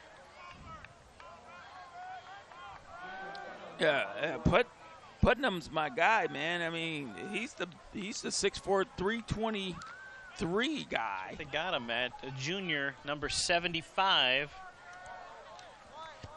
I think if I seen him, I'd probably just fall down. I'd be like, look, man, you got me. Got him right there in the middle of your screen there. Coming up field. Boy, you can just hear those pads popping. Yeah, you can. I mean, we're a ways away from the field, and you can kind of hear that echo.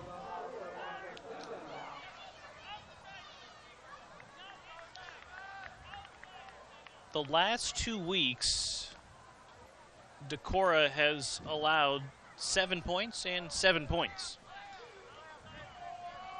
They've allowed 7 tonight.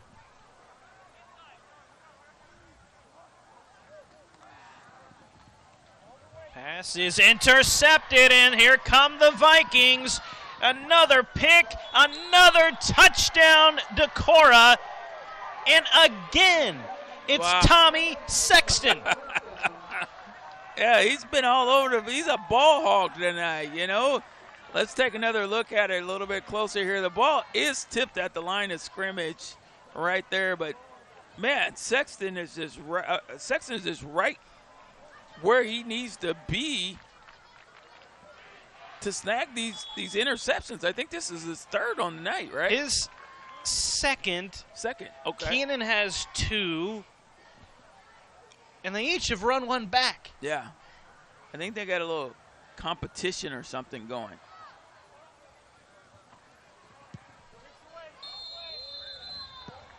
The point after is good, and it's an even 50 for the Vikings. 50-7, Decorah.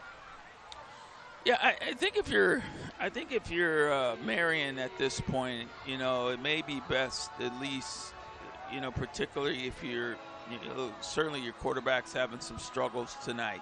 Okay, it is what it is. Let's just clear the air there. Okay. The thing to do, I think, in this situation is maybe stick to your running game. If you're going to throw a pass, you're going to have to make sure it's maybe something on the edges, out on the perimeter, screen type plays. I really wouldn't get into the long ball quite yet. It hasn't worked very well for you thus far in the game, and those have resulted in points for Decorah. So you got, you know, as a coach, you got to calm your quarterback down a little bit. He's a young player. The nice run back. But, you know, again, you're going to have to, you know, let Amon here, he's a junior.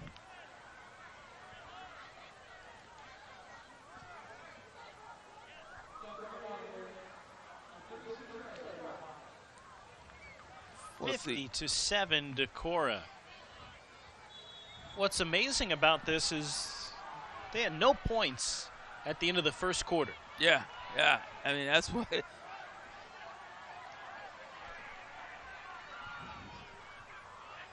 Well, I'm going to just tell you how quickly they can score, and probably one of them, or not probably, it is one of the reasons why they're 6-0 right now. And although they had some close wins by a margin of 6 to 7 points, 1 or 2 points here and there, you know, this is really, really quality football team.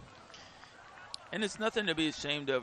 I mean, if you're Marion either, I mean, you know, you just came up against some competition. You made some fairly costly, significant mistakes.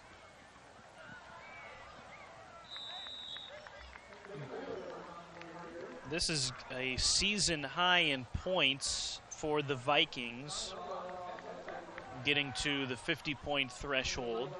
We knew about their defense coming in, and they are certainly one of the top defenses in the state. But boy, well, obviously tonight they're getting points from their defense, but their offense has been real good. And boy, you get an offense to go with that defense, it's going to be a really tough team to beat come the postseason.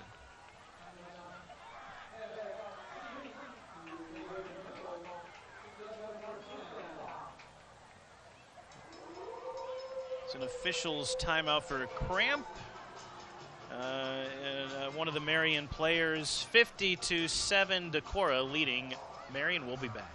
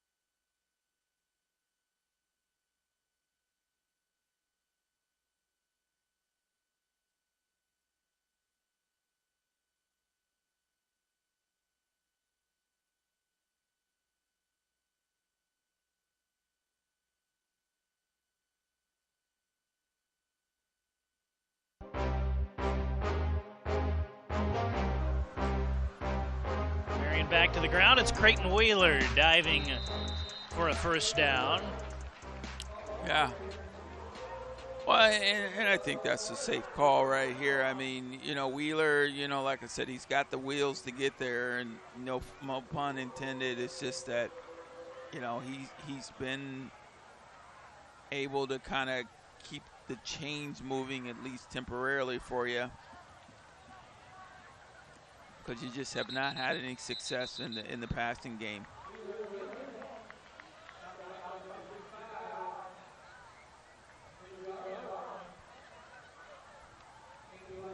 Couple of yards there.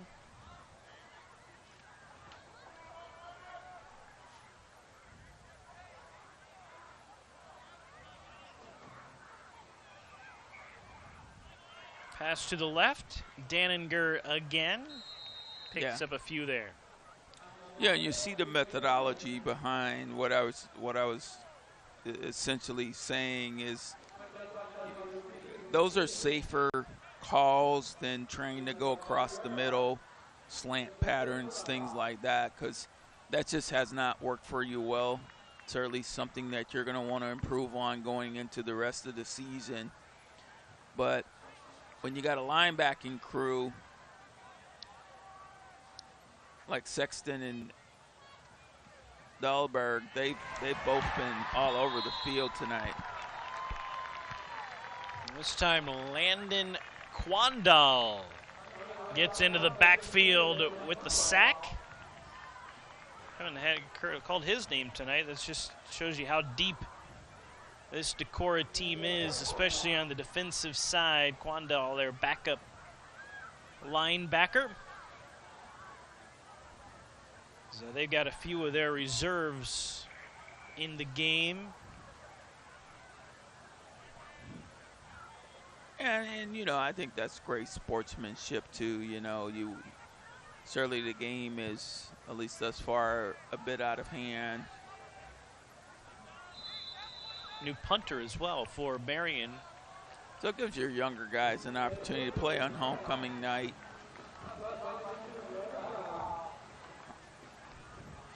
And Landon Tilkis, who's we've seen Landon play a lot tonight, but he hasn't done. The punting has been handled by Case, but Tilkis gets that punt off. Of course, the clock's still running. We're in a running clock situation here. So Decorah takes over as we come to the close of the third quarter. There was no score after the first quarter. It was 7-7 at one point after the teams traded long touchdown passes. But since that point, it's been all Decorah. They led 36-7 at halftime and have put up 14 more points here in the third quarter.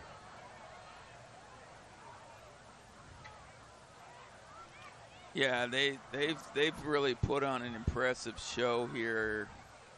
The third quarter was probably by far their best quarter in the entire game.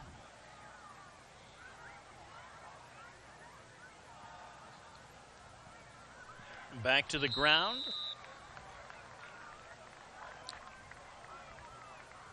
And that'll be the final play of the third quarter.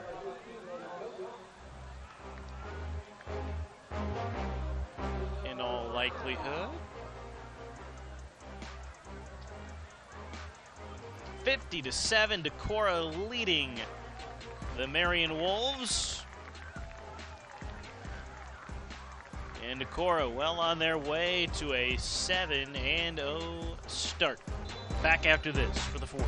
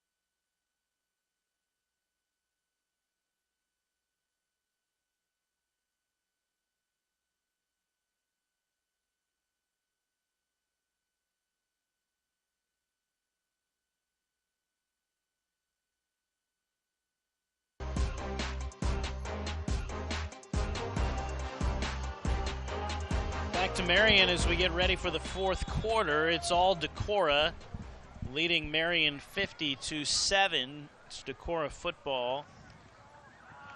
And they'll keep it on the ground, as I would imagine they will most of this fourth quarter. The Vikings well on their way to a 7-0 record. Yeah, it's impressive what they've done. I mean, you know, you got a first-year coach who's come in and really took a pretty quality football team and developed it. You know, to go in this league and be undefeated this juncture of the season just really tells you the quality and the DNA of their football team. So, you know, and also if you're Marion right now, certainly you're going to go to, you know, 2-5, and you're growing. You know, you got some sophomores. Certainly you hate to see this kind of a score when you got seniors on the field that have, you know, done a great job for you for the last couple of years on the varsity squad. They're going to be leaving, so you wanted to certainly kind of finish the season a little bit better, a lot better, but they're going to get better over time. First down to Decorah. They move the chains.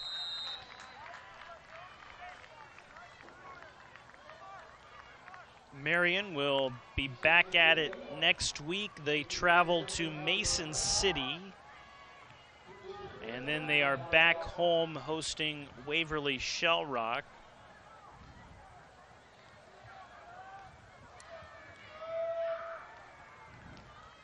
So they'll try to do what they can to finish at 4-5. Kind of see what happens.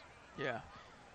They've run into some bad luck here in Marion the last couple of years. They've missed the postseason the last 2 years, and they've been the last team out both times. Oh, wow. So, yeah. Because it comes down to the top 2 teams in your district make it, but then you've got 4 at-large spots that are decided by RPI. Yep.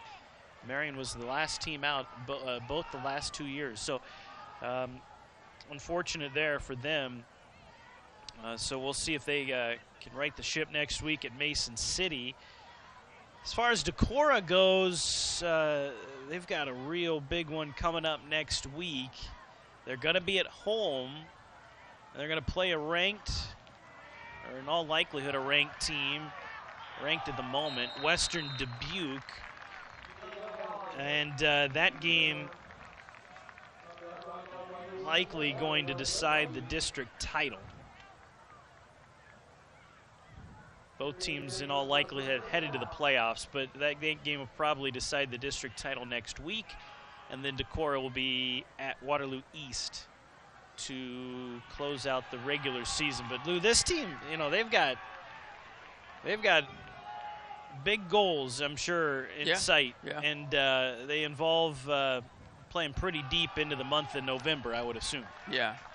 Well, and they got the infrastructure to do that, and you know, they've played hard all year long and certainly have meshed very well as a unit. They look as though they operate well as a unit, and they have some quality players. You know, they have a tendency to maybe start a little bit slow, but once they find their rhythm, you know, in particular on defense, they can score points in a hurry, as we saw tonight. Yeah, their head coach, Mike Tungan, and he's been it's in his first year as a head coach. He's been an assistant here at Decorah for many years. In fact, he graduated from Decorah High School. He was an all-stater, and he attended college right there in town at Luther. All-American in track, played football. So he's as Decorah as it gets. Yeah. And he's got himself a real good team here in his first year. And this is a team, it's a program, I should say, with such a storied tradition. They have 5 state titles. 3 in the 80s, most recently in 2012. Had a stretch there from 2008 to 2013, where they won at least 9 games every year. They, it's just some of the athletes that have come through this program. Josie Jewell still continues to play in the NFL. Yep. So they certainly love their football in Decorah. It's a long trip down here. A lot of their friends and family and students have made the long trip down to Marion, and they got a great atmosphere up there in Decorah for their home games too. Yeah, they sure do, and it's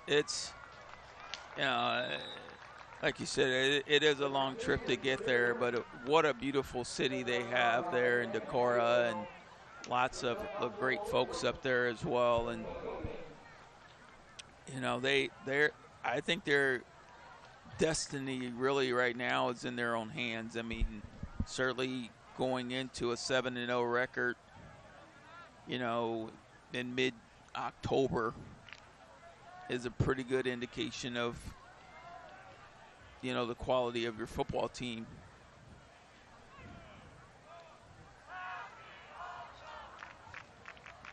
Ball's loose, and let's see who comes out with it. I think Decorah was able to get it back. You're correct.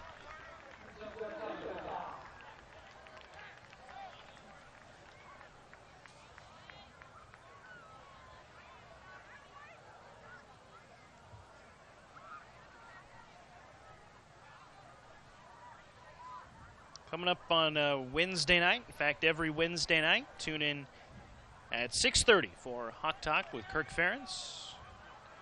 Coach Ferentz and Gary Dolphin will get you ready for each upcoming game. Wednesdays at 6:30 right here on KCRG 9.2. Back to the ground and scampering away for a 38-yard touchdown run is Tanner Cadell, their backup quarterback, his first touchdown of the year. Yeah, Tanner. I mean, again, here's another look at it. Taller quarterback, 6'2", 185 pounds, but also can show you that he's got some wheels too, man. I mean, coming right into your living room right there. Yeah. It's probably Can I get a peanut butter and jelly sandwich? So 56-7, they'll attempt the point after.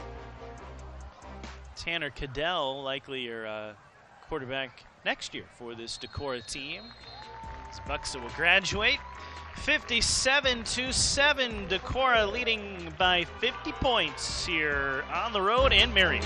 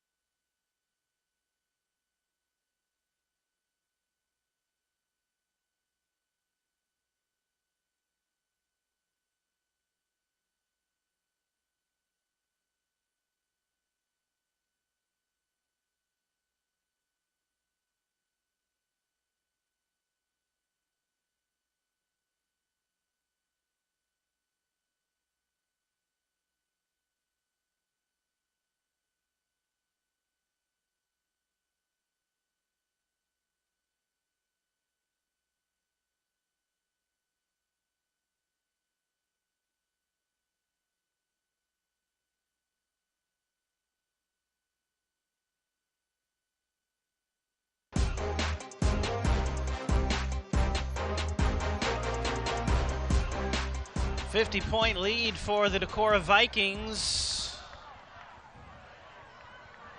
And Marion will get the football back. There's a flag here. They'll probably tack on 15 yards to the end of that run.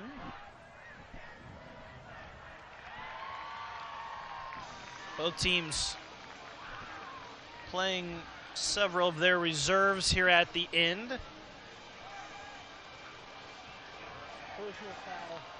Horsepower There's a defense. horse 15 collar yards tag. added on to the end of the run. But really, since about midway through this second quarter, this game has not been in doubt. Yeah, no, it hasn't been, and it's Yeah, I know coming into the game, Marion certainly wanted to play a more competitive game against Decorah.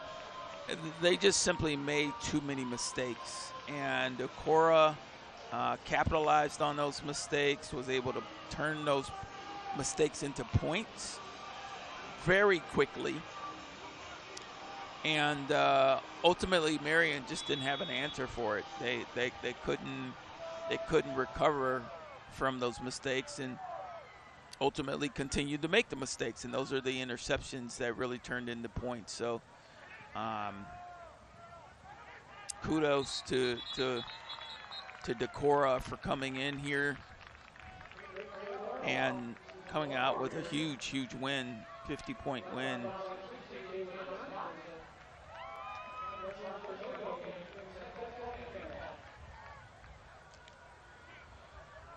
And again, I mean, let me also mention that, you know, Marion this program is gonna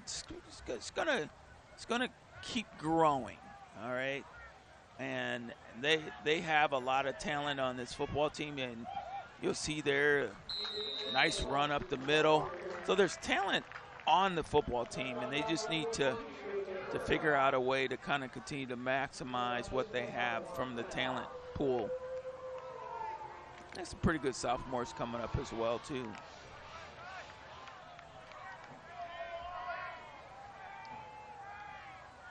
About 3.5 minutes left in this game. Ball carrier Aiden Nichols.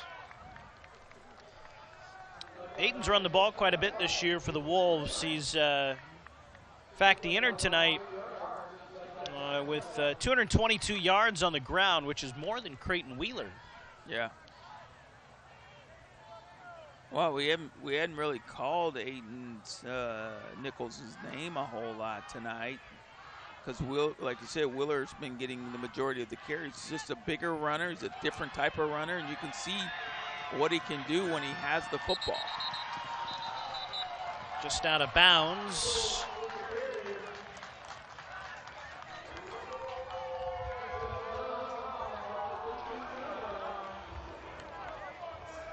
Here's another look at it, Morgan. Just a right off tackle, right play, and he was able to reverse the field. Yeah, that was close. Oh, there it is. Yeah, eventually stepped out of bounds. Yeah. See if they go back to him. They fake it to him, and Amin running around the left side and out of bounds.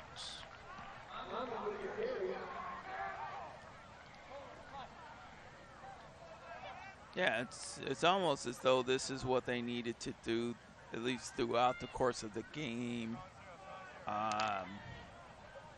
just to kind of give their team some momentum. I mean, with the exception of that long TD pass, you know, they haven't been able to produce much offensive production.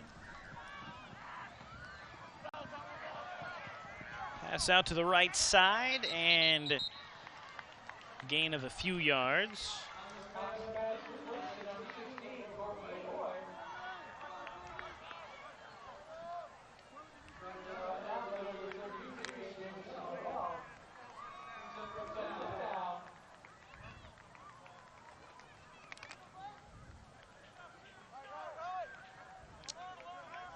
It's certainly nice to see some of the reserves kind of get into the ball game as well and give them an opportunity to play a little bit. Incomplete. That was third down. They're going to have fourth down. Of course, the clock continuing to run because it's at least a 35-point lead. In fact, there's a 50-point lead for Decorah. They're going to have one more shot here, Lou. 4th and 3. Yep. Try to get this thing into the end zone. End on a positive note. I think they should bring in 2 fullbacks and just give it to one of them. We go to Nichols, and right up the middle. Scores. Yeah, so scored.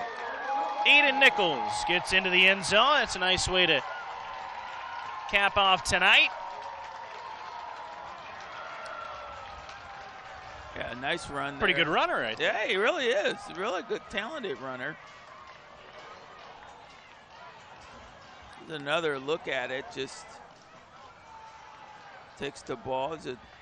Like I said, he's a little bit of a bigger runner than Wheeler. Nichols is a senior, 6'1", 190 pounds. Good size, so.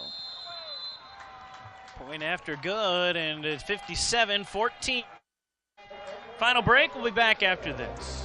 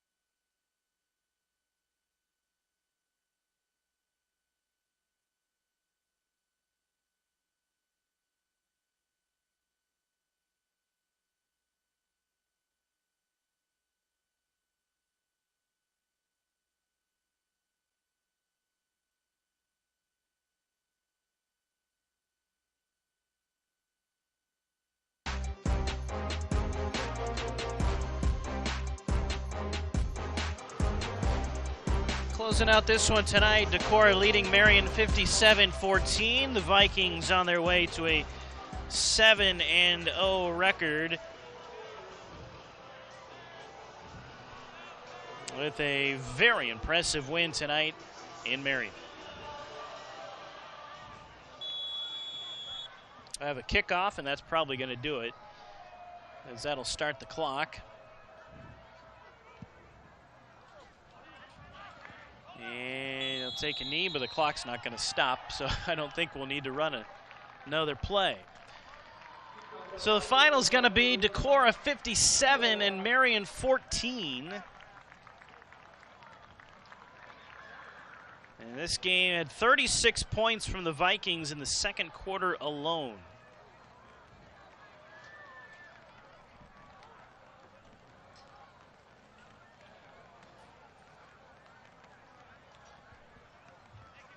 Final seconds of this one, and that will do it.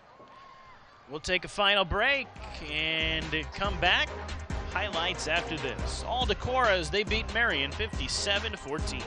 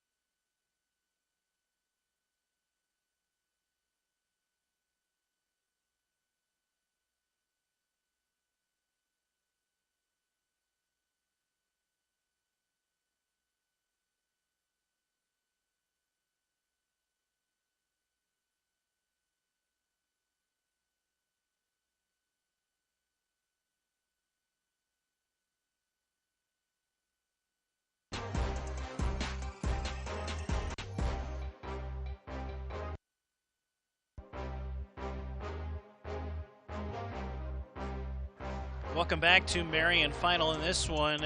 Decorah 57 and Marion 14.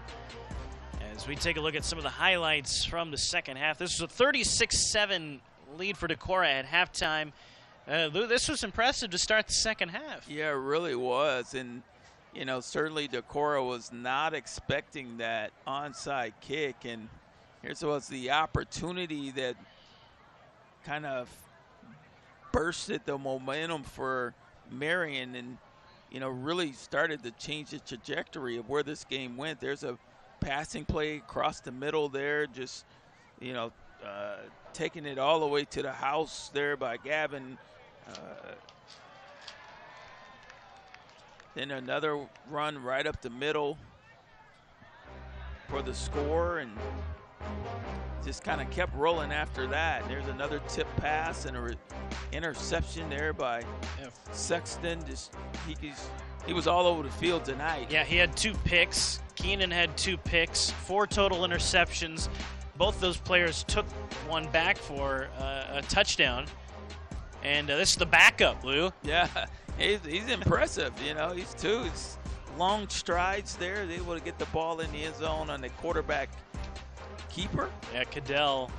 And saw a little Aiden Nichols there at the end of the game, and he looked good. Got the backfield for Marion. Yeah, it sure did. And, you know, Nichols has been on the varsity level now for a couple of years, and just a tough runner. But, you know, tough loss here for the Wolves, but they'll get great coaching staff. They'll go back and reset the clock in terms of things that they need to work on and develop and continue to grow. And if you're Decorah, certainly got a couple difficult matchups coming up, but certainly 7-0 really sounds good. Yeah. Yep, no doubt. Take a look at the play of the game tonight. A red zone play of the game. We thank Decorah Bank and Trust. And from the red zone, play of the game right there. Touchdown that came in the second quarter as Decorah rolled to victory here in this one tonight. So the Vikings get a big 57-14 win. Another view of that one is Sexton caught the ball and went into the end zone. Yeah, just carrying tacklers along with him. Just great effort there by that young man. So 57-14, all Decorah tonight here in Marion. Lou, thanks so much. Great job. We'll see you in a couple weeks. You bet. All righty. Appreciate it. For everyone here in Marion, for Lou Montgomery, this is Morgan Hawk saying good night. All Decorah tonight. They're undefeated. They're on to next week, and they are 7-0. Big win tonight in Marion.